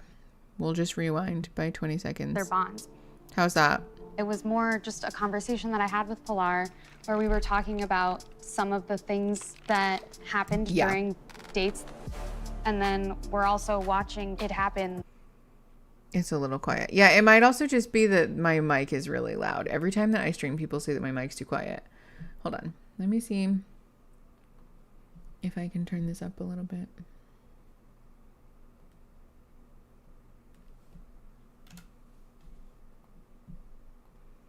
Okay. Rewinding. Let's see. A conversation that I had with Pilar where we were talking about How's some that? of the things that happened during dates. And then we're also watching it happen in front of us with other people. Allow Jezebel's spirit. Pilar probably is mad. It's because I rotated your mic. Probably. Is my microphone too loud? Sounds good on my end. I know, I wonder if it is the microphone. To be fair, I think the microphone got rotated though while we were rearranging the room. Was it pointed the wrong way? It was rotated weird, yeah. Much better in contrast. Okay. Let's see. Yeah, for sure. If I need to adjust it, let me know. Yeah, as a general rule, be mindful of not dragging somebody else under the bus who hasn't agreed to be part of that conversation. Because if I was Pilar, I would be pissed. I think most people would be pissed about getting dragged in the middle of something that they didn't know they were getting dragged into. So, and also just generally, it's good advice to lean on your own experience, right? Speak on your own experience in a conflict without having to be like, oh, well, I had this conversation with so-and-so and they agree with me. Again, unless they've agreed to be a part of that. Because it can also kind of turn into bullying, right? That sucks. Okay, 43 minutes and 9 seconds. Ish. Pressing play in 3, 2, 1. So I don't want it to be me villainizing you. That's not how I feel. To say out loud, hey, I'm hearing similar conversations. Everyone's having a similar conversation. Okay, I can be like very frank. Everyone who's connected with you has talked about this intensity and this attraction and this chemistry. And it felt like a lot of your ways of connecting were kind of physical. And I noticed that because I wasn't quite ready for that. It's so weird to kind of hear you say like, hey, I didn't feel like we got there, because I feel like on our third date, we got really close and talked about deep issues and talked about what it is that AJ is searching for in a marriage in general. The third person thing, listen, it is sort of unrelated and sort of, it's neither here nor there, I think, in a lot of ways. And also, oh, for me, the third person thing, red flag. It's a red flag. I'm sorry. I just don't love it. For me, the third person thing just kind of reeks of a level of selfishness or like sort of a fixation with yourself that can, yes, it can feel kind of patronizing. It also just feels sort of like there's a self-obsession there that is off-putting. I feel like when people talk in the third person, it's like they're distancing themselves from their actions. Yeah, that's part of it too, for sure. For me, the third person thing feels a little bit like somebody's a fan of themselves too much, right? Like almost like it's a spectator sport and they're two on their own team. I don't know. It's an ick for me. Okay. George is getting upset. Who's George? Am I missing something? And she told me what underwear she likes. I know. That's the other thing. We got really deep on our third date because we talked about what I wanted. And also because I sort of forced this conversation about sex and intimacy that was very awkward, clearly, based on the facial expressions that Bridget was making. Oh, we have a kitty under the desk. Sweet baby. I was adjusting the pillow for my foot, and there's just a little echelon under there. It's so cute. I'm not sure the third person thing is a red flag. I can find it. It can help express feelings that are hard to share. Like it distances difficult emotions and makes them easier to share. That's valid. And like I said, that's a personal thing. For me, it's a red flag. Therapeutically, it's neither here nor there, right? Like clinically, it's not a bad thing. For me, it's an ick. That's not to say that it's like, again, inherently bad. I use a third flag when I'm mad at myself. Boom, come on, get it together. Yes, I use the us or third person, yeah. I use the us thing. Okay. Yeah, that's totally fair, Mean Bean. Okay, hold on. My foot is actually hurting and we need to adjust this. We're going to have to figure something out because it's bothering me. Okay, also somebody said Megan drinking awkwardly was really funny, so I want to rewind and see. Oh. All right, 43 minutes and 49 seconds pressing play in 3, 2, 1. I feel like on our third date, we got really close and talked about deep issues and talked about what it is that AJ is searching for in a marriage in general. Which is apparently a lot of sex. Everyone that she meets, they get so captivated by her charisma, her just like the way she carries herself. So I'm very much not surprised that if she has a lot of people interest in her. Like I'm not, absolutely not surprised. When I walked away from last week, I said, woof, this is gonna be a tough week because I saw so much love and so much respect that you had for each other. And I also saw so many people that were so here for this experience because it definitely is challenging and it's really terrifying, but it also can be incredibly rewarding. What does that AJ, mean? let's talk about your other connections. Marie, your heart is so big. Your appetite for the world is so. Can we talk about how fucking irritated I am with the host being like, yeah, so I'm hearing that some people didn't like the way AJ engaged and that it felt sort of phony. So AJ, could you just keep talking? Let's just give AJ the floor. Just keep telling us whatever you want. Like, hello?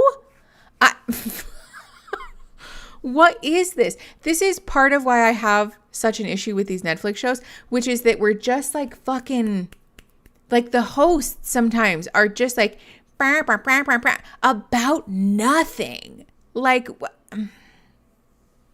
the hosts for these shows are so woefully ill-equipped to be facilitating these conversations.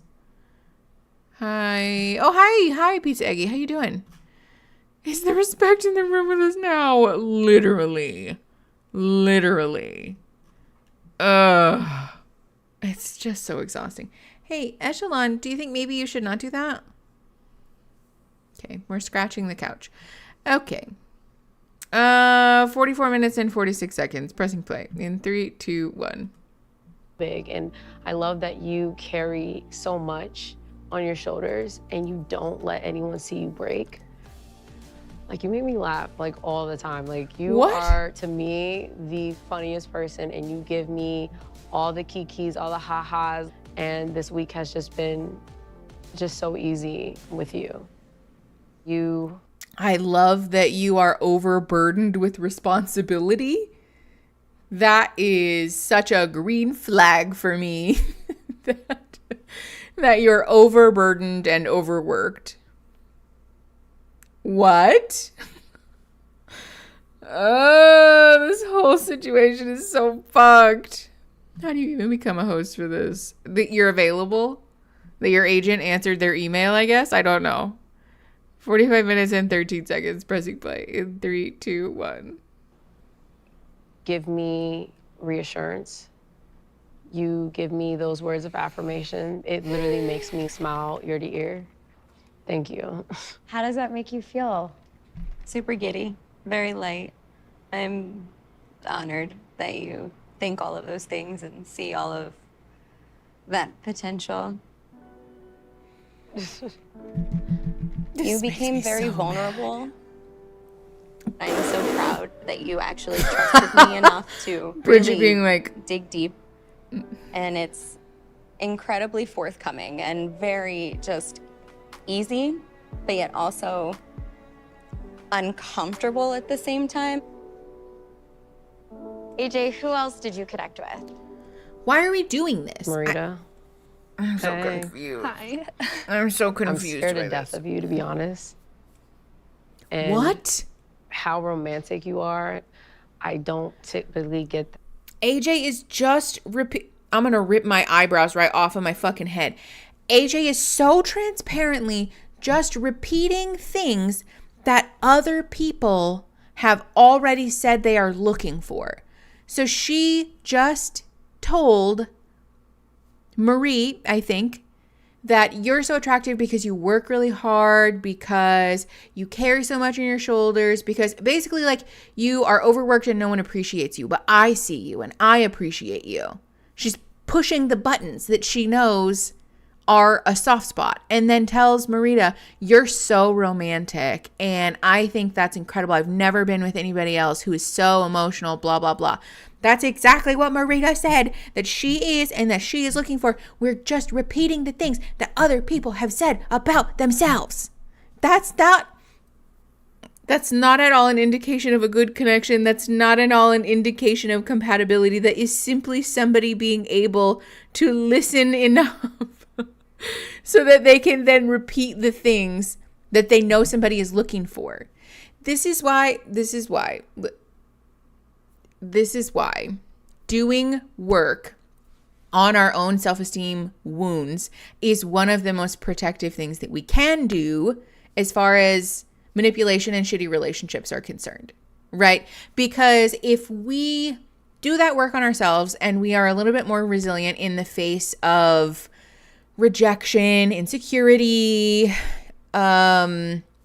sort of identity stuff, then when someone tries to do this to you, it doesn't seem to fill a void that we are so desperately trying to fill. You know what I'm saying? Like there's not this hole in your heart or your identity or like a lack in your life that somebody can so easily take up by simply repeating the things to you that they know are an insecurity.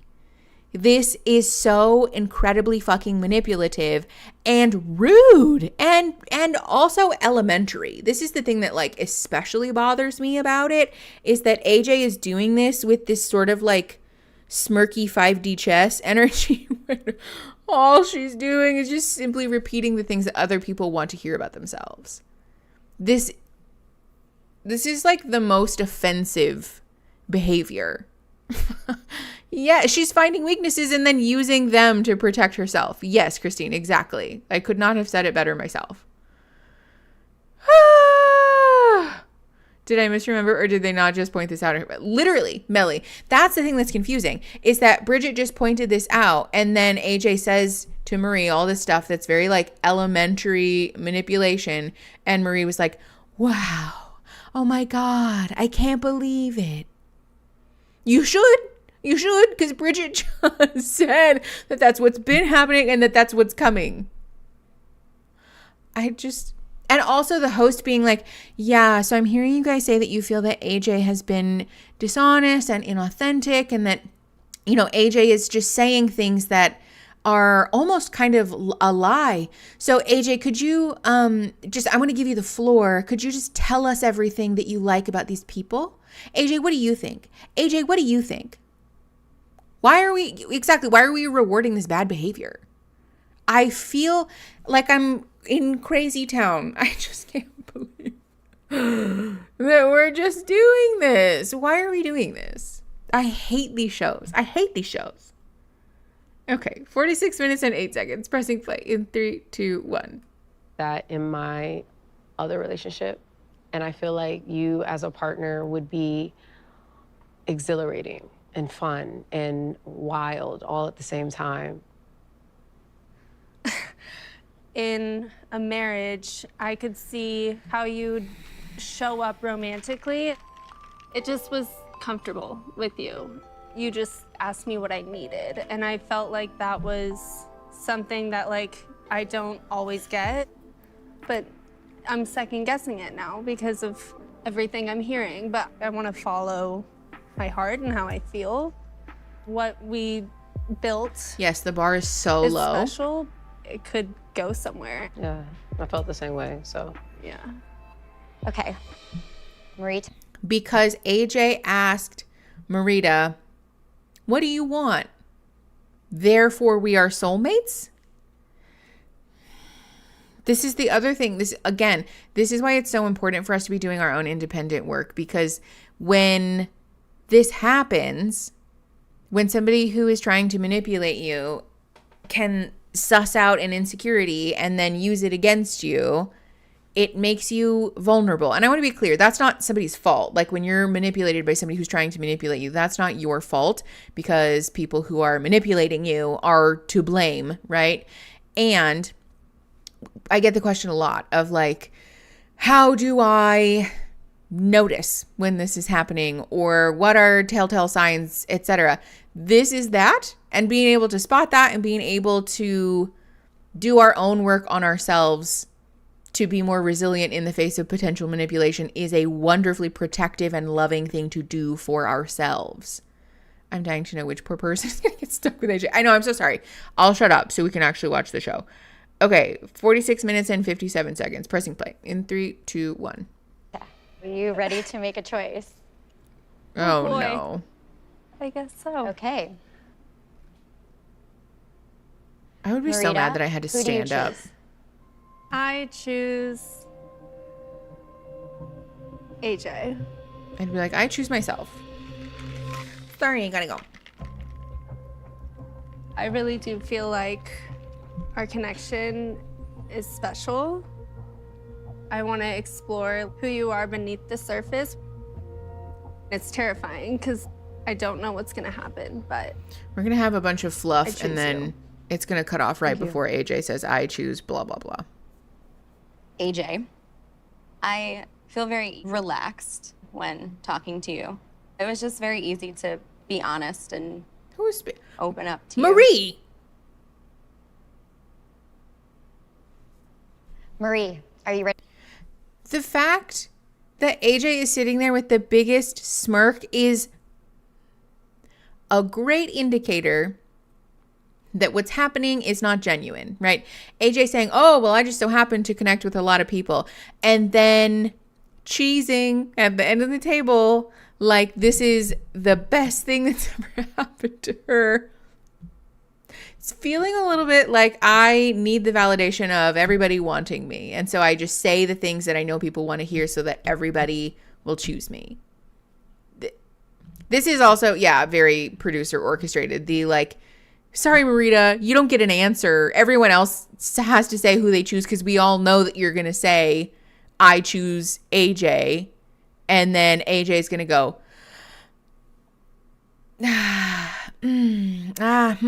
well, I choose. And then the episode's going to end. We're going to watch the first 5 minutes of the next episode because I'm annoyed. Okay, 48 minutes and 3 seconds. Pressing play. In 3, 2, 1. Ready to make a choice? Yes. Lord have mercy.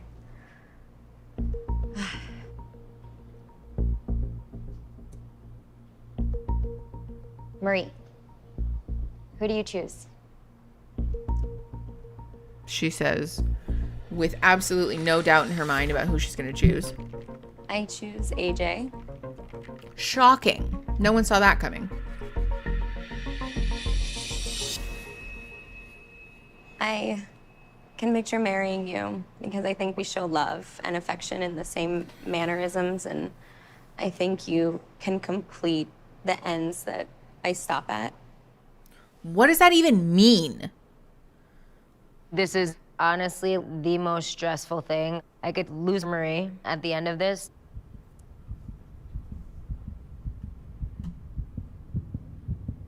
AJ, are you ready to make your choice?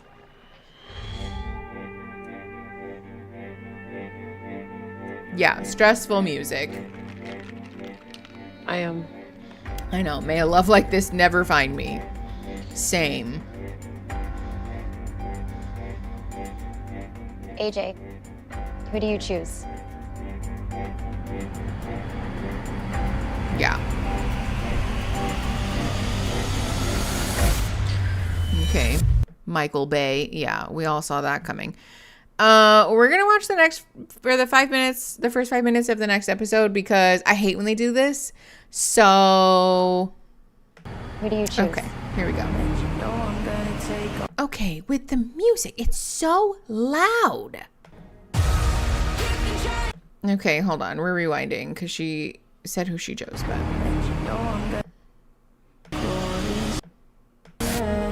Marie. Okay. With the shocked face. If I were Marita, I'd be so mad. No. Okay, it's just all music. Sorry. Marie, because there's just so much you can show me about bringing Brittany's my best bad version too. of myself out. I could see myself marrying you one day because you have so much to offer, and I just hope that you see that no matter what, you're gonna get 100%. Thank you. Except for the way that you're not going to get 100% though, because technically AJ is still like low-key kind of in a relationship with the person she came here with, but I was so set on the connection that I had with you. Marita said I'm not happy. I had less dates than other people because like I was just following my heart, and that sucks because I was like almost robbed of the experience. I came here looking for someone who would tell me that like they can care for me and like be romantic for me. I was so set and focused on what I thought was gonna be special. Now I feel stupid. You're not stupid. Yeah, no, not at all. I mean, it's every date I had with you, I was just thinking about that and like not focusing on the other people.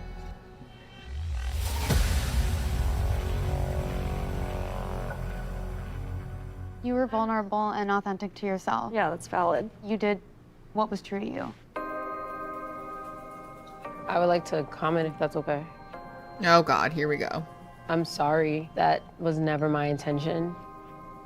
I created a bond with you, and that to me was real. I don't want you to ever think that my connection with you was just bullshit, because that wasn't the case. I still feel things for you. Being like, I just feel more for someone else in this moment. In the past, I've just been with people who like tell me exactly what I want to hear because they're attracted to me. You were like, this is what I can do for you romantically, and you know why I'm here. You were always at the top. For me, it was like you were telling me exactly what I wanted to hear. Yes. So that you would stay at the top. Exactly, yes. Never that. Okay. So what was it then? We've all been through a lot. I know this has been a... The hosts on these shows. Her being like, okay, well, anyways, first of all, no, let's let people speak their piece, because if people have issues with the way that AJ did, in fact, just tell people exactly what they want to hear, then why don't we let them speak on it? I'm just saying. Yeah, what are you talking about? You fucked off for a week while they got put through fucking the worst speed dating of their life in quarantine. And then you show up to get your hair slicked down and put on your outfit and film a 10-minute dinner. Like, what are you talking about? You don't know each other. Yes. You gave them emotional motion sickness. You aren't Phoebe Bridgers. Oh, it's so upsetting. Okay, we're not going to get sucked into another episode. I don't think that we should. How long is this dinner? Yeah, no, because this is like forever long. This is like the whole fucking episode. Jesus. It takes almost 30 minutes to get through this fucking thing. Look at this. Okay. Yeah, by the time they're officially done, it's been like 24 minutes. Yes, that means we have to watch the whole thing. No, it's not even an actual dinner. They just sit them around a table that has place settings for food, but they don't use them. I don't understand. AJ wanted the validation of being wanted. Yeah, 100%. For what it's worth. Okay, let's talk about this. I want everyone to want me thing is also very much a trauma thing. It's a fear of vulnerability thing. It's I don't want to get in too deep thing, because there is a power in being wanted by everybody else, but choosing to keep yourself at arm's length from other people. And often we will experience this because we have some kind of trauma around abandonment or not being wanted, not being cared for. Oh, bye, Saskia. Thanks for coming. And our response to this can be to create an environment where we're wanted, but we get to choose, right?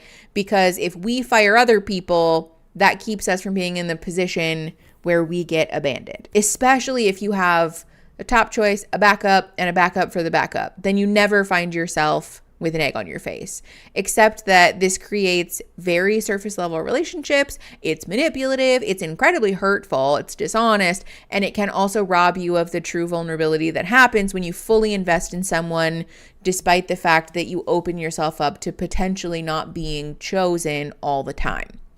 The issue with this is that it can cyclically create an issue with a lack of vulnerability and closeness, which means then that your relationships are sort of unfulfilling and can cause you then to chase new relationships because you're not experiencing the closeness that you really want. It's a sort of self-defeating cycle, which is why this show should be, you know what, we're just going to pay for your individual therapy. You can go home, because nothing about the show is actually going to be helpful. If anything, that's going to make it worse. Creating an environment where somebody can do that very easily is, in fact, making it worse for everyone. You're creating a fish in a barrel situation for this person who uses people, and an environment where this person then is very easily going to participate in their own self-defeating cycle. Nothing about this is good. Literally nothing. Oh, bye, Naru. Thanks for coming. I absolutely went through a phase of wanting to be wanted by everyone when I was in college, and I think it was a trauma response. It's not okay to not address. 100%. Yeah. I'm not saying it's fine and it doesn't matter that she's hurting people. I just don't want AJ's behavior to be chalked up to be consciously manipulative. Yeah. No. I think sometimes it is, right? Not AJ, but sometimes people do this. But often, like more often than not, I would say a lot of it is trauma rooted. It's like an attachment thing. It's a childhood thing. And it's a response to a hurt in some form or fashion. This is why it irritates me so much that everyone, especially because like TikTok, Instagram, like social media generally has popularized the use of the term narcissist and psychopath. And everyone is just like, no, that person has a cluster B personality disorder. That's not the truth. That's not true. We assign those terms to everybody who has any type of maladaptive or manipulative trait or behavior in relationships, when that's not actually the case. And it also creates this thing where we're sort of like bonking people with these labels for the purpose of like demonizing them and saying, get the fuck out. You're not allowed to be part of regular humanity, which is not helpful. That's not helpful. That's not helping facilitate a cultural shift where we're being accepting of the fact that people's trauma and wounds can give birth to problematic behavior and you know, problematic cycles, which is a thing that everybody does, by the way. It's a thing that almost everybody does, especially when you have complex trauma, childhood trauma, etc., etc. We should normalize that rather than using it as like a weapon to brand other people as irredeemable.